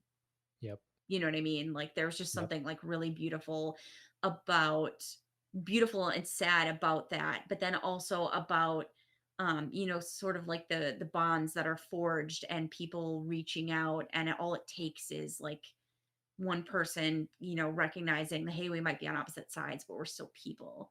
And I Mhm. can, given the opportunity, I can still treat you like a person. Yep. Which is I think what the point of that episode was. So It's that was a really beautiful, sad but beautiful one for me. it's a good example of where something like anime can excel because Mhm.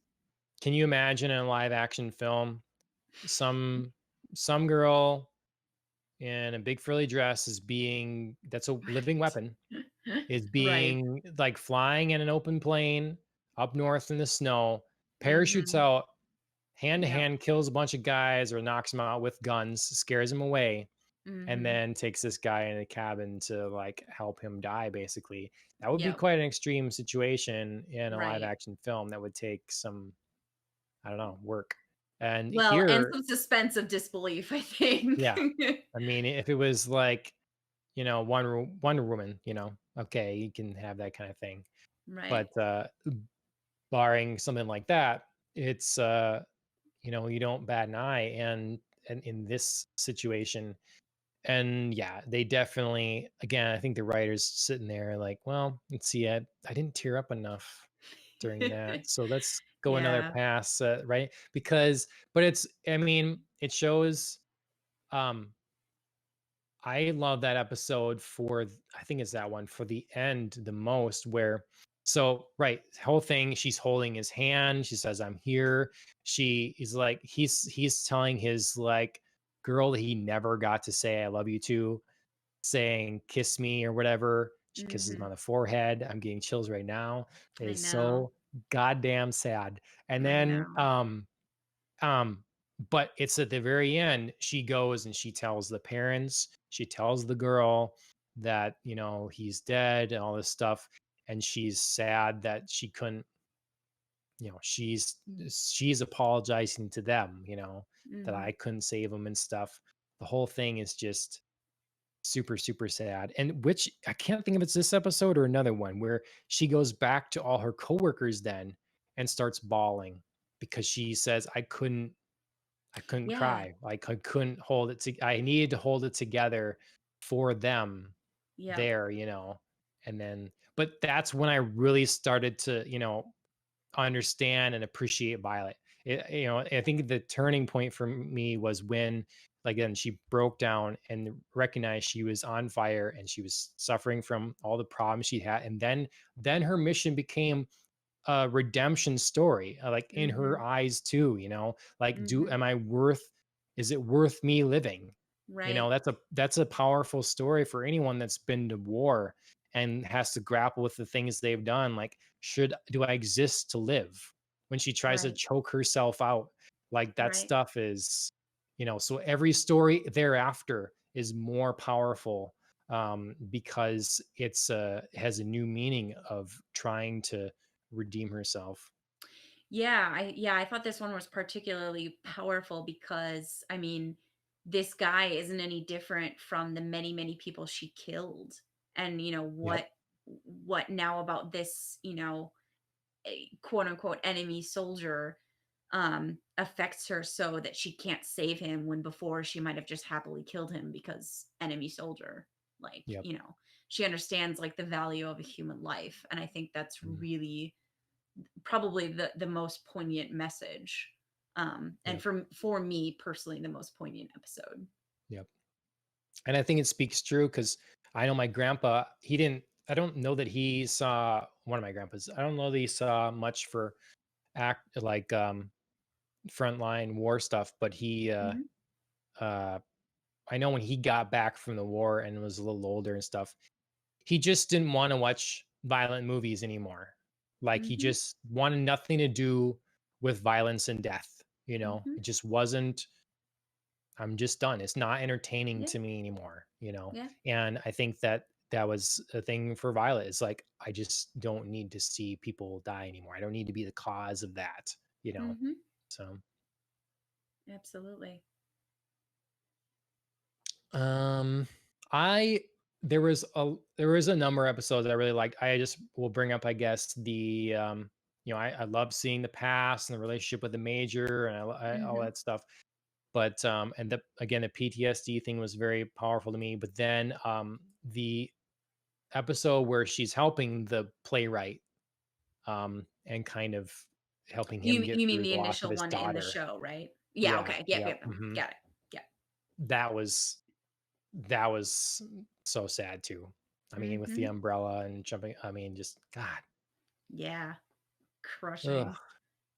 But a show like this to me, and some of the best shows out there, when you're done seeing it, you appreciate the things you have and the people in Mhm. your lives and all that stuff. It really does bring an appreciation to that. Um, in the um, in the movie with the blanking on her name right now, but the one woman taking care of the kid, the child, taking care Oh, of Amy? Taylor. Amy and Taylor, yeah. Yeah, mhm. Appreciating, like, Isabella, yeah. yeah, trying to be happy on nothing, Mhm. trying to give this child anything, and making this handmade teddy bear for her and stuff that she'll Right. cling to forever. Like, a show like this that's done well really makes you appreciate what you have. Mhm. Um, and, uh, Well, isn't and to build off of that, I think kind of makes you appreciate that things aren't always the most important. Mhm, Because it seems that Amy and Taylor, while they live together on nothing, are struggling but happy with each other. yep, And then Amy's father bursts in. I think it's her father, possibly grandfather. I can't remember. Um, and is like, "Hey, you're of this like super important family. Come with me, and I will make sure that this girl that you've adopted will be taken care of." Because yep, really, what are you doing right now? And that's the only reason she acquiesces, is she's like, okay, yeah, I realize I'm not like super rich. This isn't like great life. yep, So take care of her. But then we find out later that this guy basically sends her adoptive little sister to an orphanage where she's yep, unhappy. Like, she's mhm, not happy. She gets like hand-me-down clothes. There's nothing like special in her interactions with people. And so she mhm, runs away because she wants to, as she says, deliver happiness to people. And happiness to her yep, is connection with another human being. And that's what's most important, not like having a full stomach or like having, things. So I yep, think that's a really sort of like, I mean, it's a roundabout way to get to that sort of message, but it's a beautiful message to think about. It's your connection with other people that can make you happy, not just the yep, things you have. right, yep. Um, so certainly, if there's anything else you want to bring up, but my posing question here was, Mhm. so what in total? How would you rate, or what do you think of the series, and then the special, and then the film? Did you enjoy all of them? Are they all A um, pluses? Are they all D minuses? I would probably give the show. I would give the show an A. For sure. I loved it. It's one of my favorite animes that I've watched so far. I mean, a little grain of salt being that like, I'm not as, well versed in anime as some people. You've Um seen a lot of anime. You I speak have on seen video I games, you haven't have. played very many video games, but you watched a lot of anime. I have. But yeah, so I would give Violet Evergarden the series an A. I would probably give the movie maybe a B plus.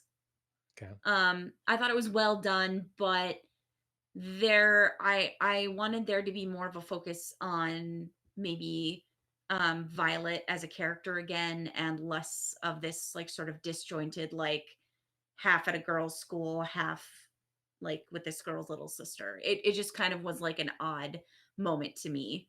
And like the fact that like Violet was being requested for this like sort of etiquette lesson and manners lesson. I was Yeah. like, where is this That's all coming from? yeah, right. Um, so yeah, so that was a little odd to me. But overall well done. I would probably give the special a B, just because I found it so odd and out there by itself, just like floating around. Like I don't know why it shouldn't have been part of like the season or part of a new season or just like a special, addition rather than its own thing. So I was sort of disappointed in I guess in the way that it was packaged more than the way the episode unfolded. Sure. Okay. How about you? Um, I'll Where would start with the where would bad news, I guess. So I don't think the OVA or the special needed to exist. Like, Okay. if it was going to exist, it should just be another episode. It's a similar length. It should just be in season one. The special, you But mean? yeah, Yeah, I agree. but but I think that this season was long enough. Like it didn't need more. I think that the story arc were there's enough of a through line at a appropriate pace to make Mhm. that season what it should be that Mhm. it didn't need anything else, and so I didn't think it needed to exist. I enjoyed watching it kind of Mhm. as another episode, but it didn't add to the overall picture so much as it could have, I suppose. So, I mean, I don't know. That's an odd rating to give it. I guess it's not really rating. It's just that it shouldn't exist. Um, you know, but as in terms of my enjoyment of it, it would be like a B, Mhm. B, something in there. Yeah. Um, the movie, the movie is tough. The movie, I liked because it was so gorgeous. Yes, it was Like beautiful. the castle and the forests and the flowers and like in the animation during the dance sequence is just so gorgeous. Mhm. And I did like the um what's the name of the girl that she what's her new name? Isabella? Isabella. Mhm. Yeah, I did like her. I thought that was an interesting. So I enjoyed the first half, Mhm. and then it shifted completely. Yes. And once it did that, I got bored, and I didn't want to see the little girl pretend to be a mail carrier and go on and do that thing. Mhm. So that really brought it down for me. I don't know where it should have gone and what Yep. should have happened. Um, because I did enjoy this. It was new. Like, okay, she's Mhm. going to teach her etiquette and this, learning the backstory of Isabel and Yeah. what that was like was good. But no, then it got too long. And so Yeah, I I don't know. agree. It could have like the second half of it could have been sped up. You know what I mean? Like it was an Yeah. interesting thing to have her little sister there and sort of like um be like, oh, letters bring people joy because of course like she got a letter from her sister that brought her joy Hmm. to be like, oh, she didn't forget me, Yeah. we're still connected. Got that. But like you said, could have been like sped up a lot quicker to get to the sort of like, I want to A write her a lot. letter and like Yeah. reconnect us. And yeah. I like so at first I was disappointed that the special nor the movie seemed to take place after the series. So I was Mhm. looking for more. It seemed like, well, by the end of the movie, it was definitely after the series.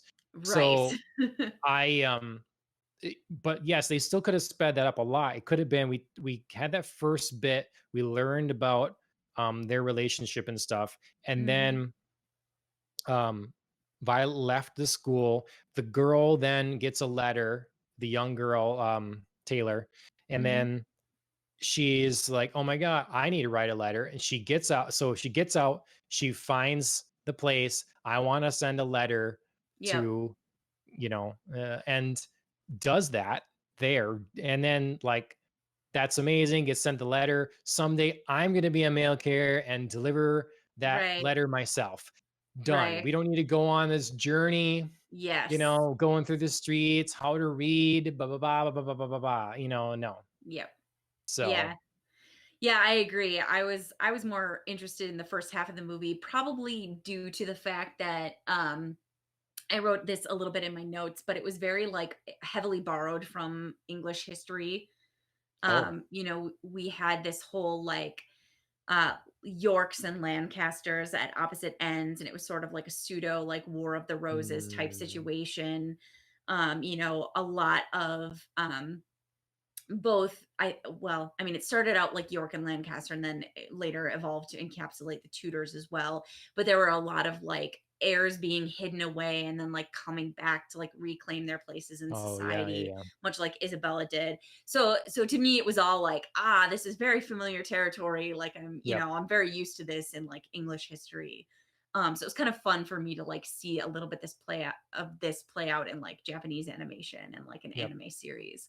But then, yeah, like once we sort of moved into like, oh, nope, they're not these like, these people, they're like Taylor and Amy Bartlett. yep. And they're, in this present moment, it lost me a little bit. Now, I don't know if it was a me problem or if anyone else saw this, but like to me, going through it, I first thought, is is the thing Isabella is a lesbian? Is that her Yeah. thing? Uh, But then I is did that wonder like about what? that a little bit. But then I'm like, okay, she just misses her sister and that Right. connection to Right. someone, This like like sisterly female connection. yeah, Yeah. where But someone you're completely comfortable with and that you can, because she doesn't have that in the school. She feels out of right. place, fish out Right. of water, and doesn't Right. want to be there. Yeah. So Yeah, I think they leaned a little bit too heavily into that misdirection at first, yeah, and I I was a mean, little bit off put about I it. thought maybe it was me. It's like friends take No. baths together, and it No. like That was just not seemed a, weird. yeah, I mean, this is not a there are shows that sometimes like they diverge. There's a show I really was interested in, and then the season 2 came out, and our friend Pete was watching it, and he's like, all of a sudden it became about something completely else. It just became Yep. this like scandalous whatever thing that's dumb. And this show is not that at all. But Yeah. that moment I was like, were we making a thing of this or what? I don't Yeah. know. Well, and it Mhm. felt I think as a viewer, it felt a little weird because Violet sometimes still seems, like, childlike, Yes. in her, like, So she wouldn't naivete. know. Yeah, so Yeah. she wouldn't know, and then she was like, "Come take a bath with me," and it was just like, Mhm. "Oh," Friends like, do this is this? getting yeah. Yeah. This is going a Yeah, weird friends direction. also stroke their chests and, like, I don't Yeah. know, like, it go all kinds of places, Yeah. but, Yeah, I'm it, glad that was a fortunately does not. misdirection in the end, Yeah. but yeah, a I don't know little if it a was little too hard intentional or leaning. not. Yeah, I Yeah. don't but so, um, and then Mhm. hmm, the series, I would probably say, uh, B plus, A minus. Okay. Something like that. Mhm. Just because like it didn't grab me initially as well to like really keep me going. Like I thought the start was slow, as we talked about with anime before. It's Right. a common thing to have that happen. Once it got going, once I understood more of the past and the drama, and like I was sold on, invested in Violet, then it really picked up and was more Mhm. important to me, and I wanted to finish it. Though I Right. don't think it's something I'll ever watch again because, again, I won't put myself through the emotional roller coaster, Right. Yeah, it does the leave you a emotional little bit of a swing. wreck. Yeah. Yeah, I think it's like Um, a good like one season kind of thing. mhm. Yeah, I'm glad. I mean, like if these are going to be the movie and the specials, that's fine. It doesn't need more. Like the show Yeah, is what it is, and I'm happy with that. So yeah. I Uh, agree. is there any other comments or thoughts you have on this show, Violet Evergarden? No, not at the moment. I feel like I've said probably way more than I ever needed to say, but I feel like we Uh, did we did a good comprehensive overview, clearly, I hope so. as Ellen's reminding us that we're at 2:10 here. Yeah, I'm gonna do it like for a last thing. I'm gonna do a show and tell here Sure. before we like wrap up. So Okay. here I'm bringing it back. So in the theme of the show, I have this thing that's sitting here in my office that is a prized possession of mine. I should have it cleaned up. Here's my typewriter. Nice. Yeah, you like that? That's old school. I love it. Yeah, this is not God, like I a I learned to modernized. type on a typewriter. I'm not gonna lie Nice. to you. It's not a modernized like 70s typewriter or something like that. Mhm. This is a legit. Can you hear that? I can. God, it's like flashbacks to the show.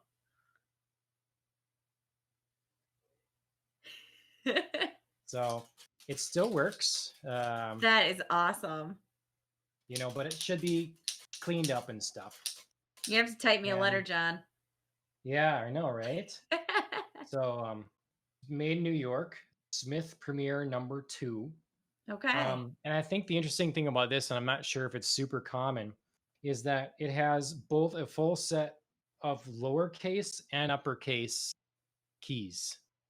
Oh, I'm interesting. not sure that that's common. No. I'm not a typewriter expert, but yeah, it's kind of a beast of a thing, and I like it a lot. Yeah. That is cool.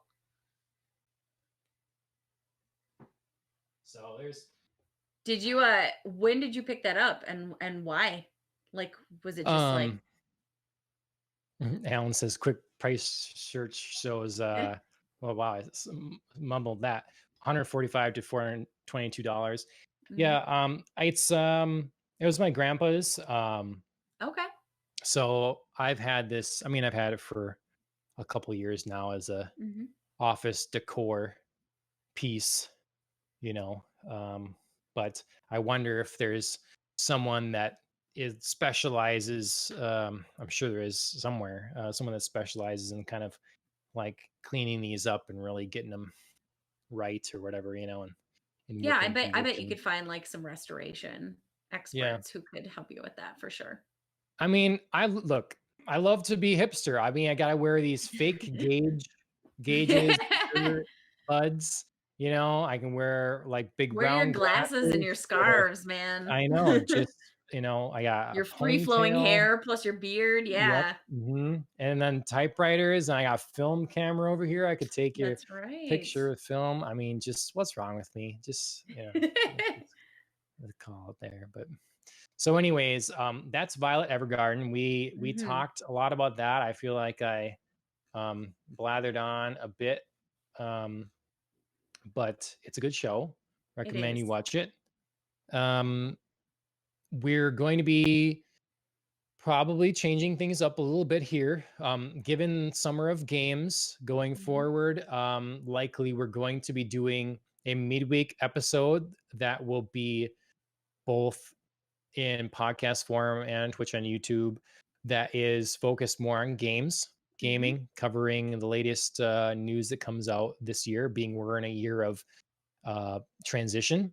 Mhm. And then we'll do our regular episode on the weekend, Saturday usually. That's our full podcast on the rocks thing. They're both full episodes, but this will be more on.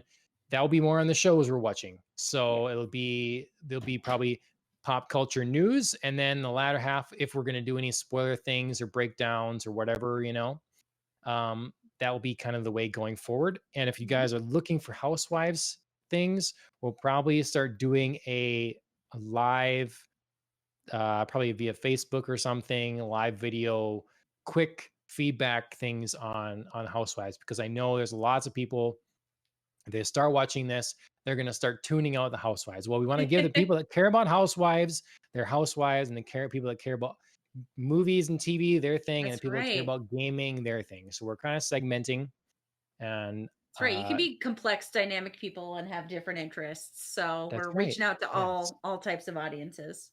that's right. Yes. So that's the plan. This weekend, we're hopefully going to have a few guests. Hopefully, the show gets done on time. I got some work. We're gonna have a few guests. We're gonna see what they think about Westworld in general, and particularly season 3.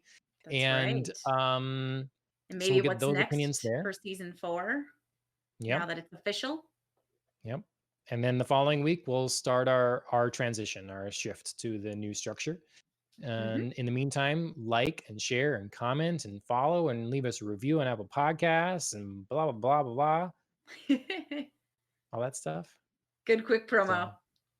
yeah, follow us on Twitter. I'm playing Assassin's Creed Origins some. That's See if right. I stick with it. I tweet a few things about that. And That's right. I'm still working my way through Borderlands, although I've played how many hours? At least like 25, and I'm only 3% through the world. So it's really okay, sinking in like takes how a much of while a when you long knife game this world. everything. Yes, that's true. Takes double the time when I knife. So Yeah. So, um, yeah, and I'm not sure what else. I think there was some other thing I was say, I guess, but yeah, just follow us, give us your feedback, yeah. and thanks for Well, tuning in. if you think of your thing you were gonna say, we'll see you Saturday. That's right. That's right.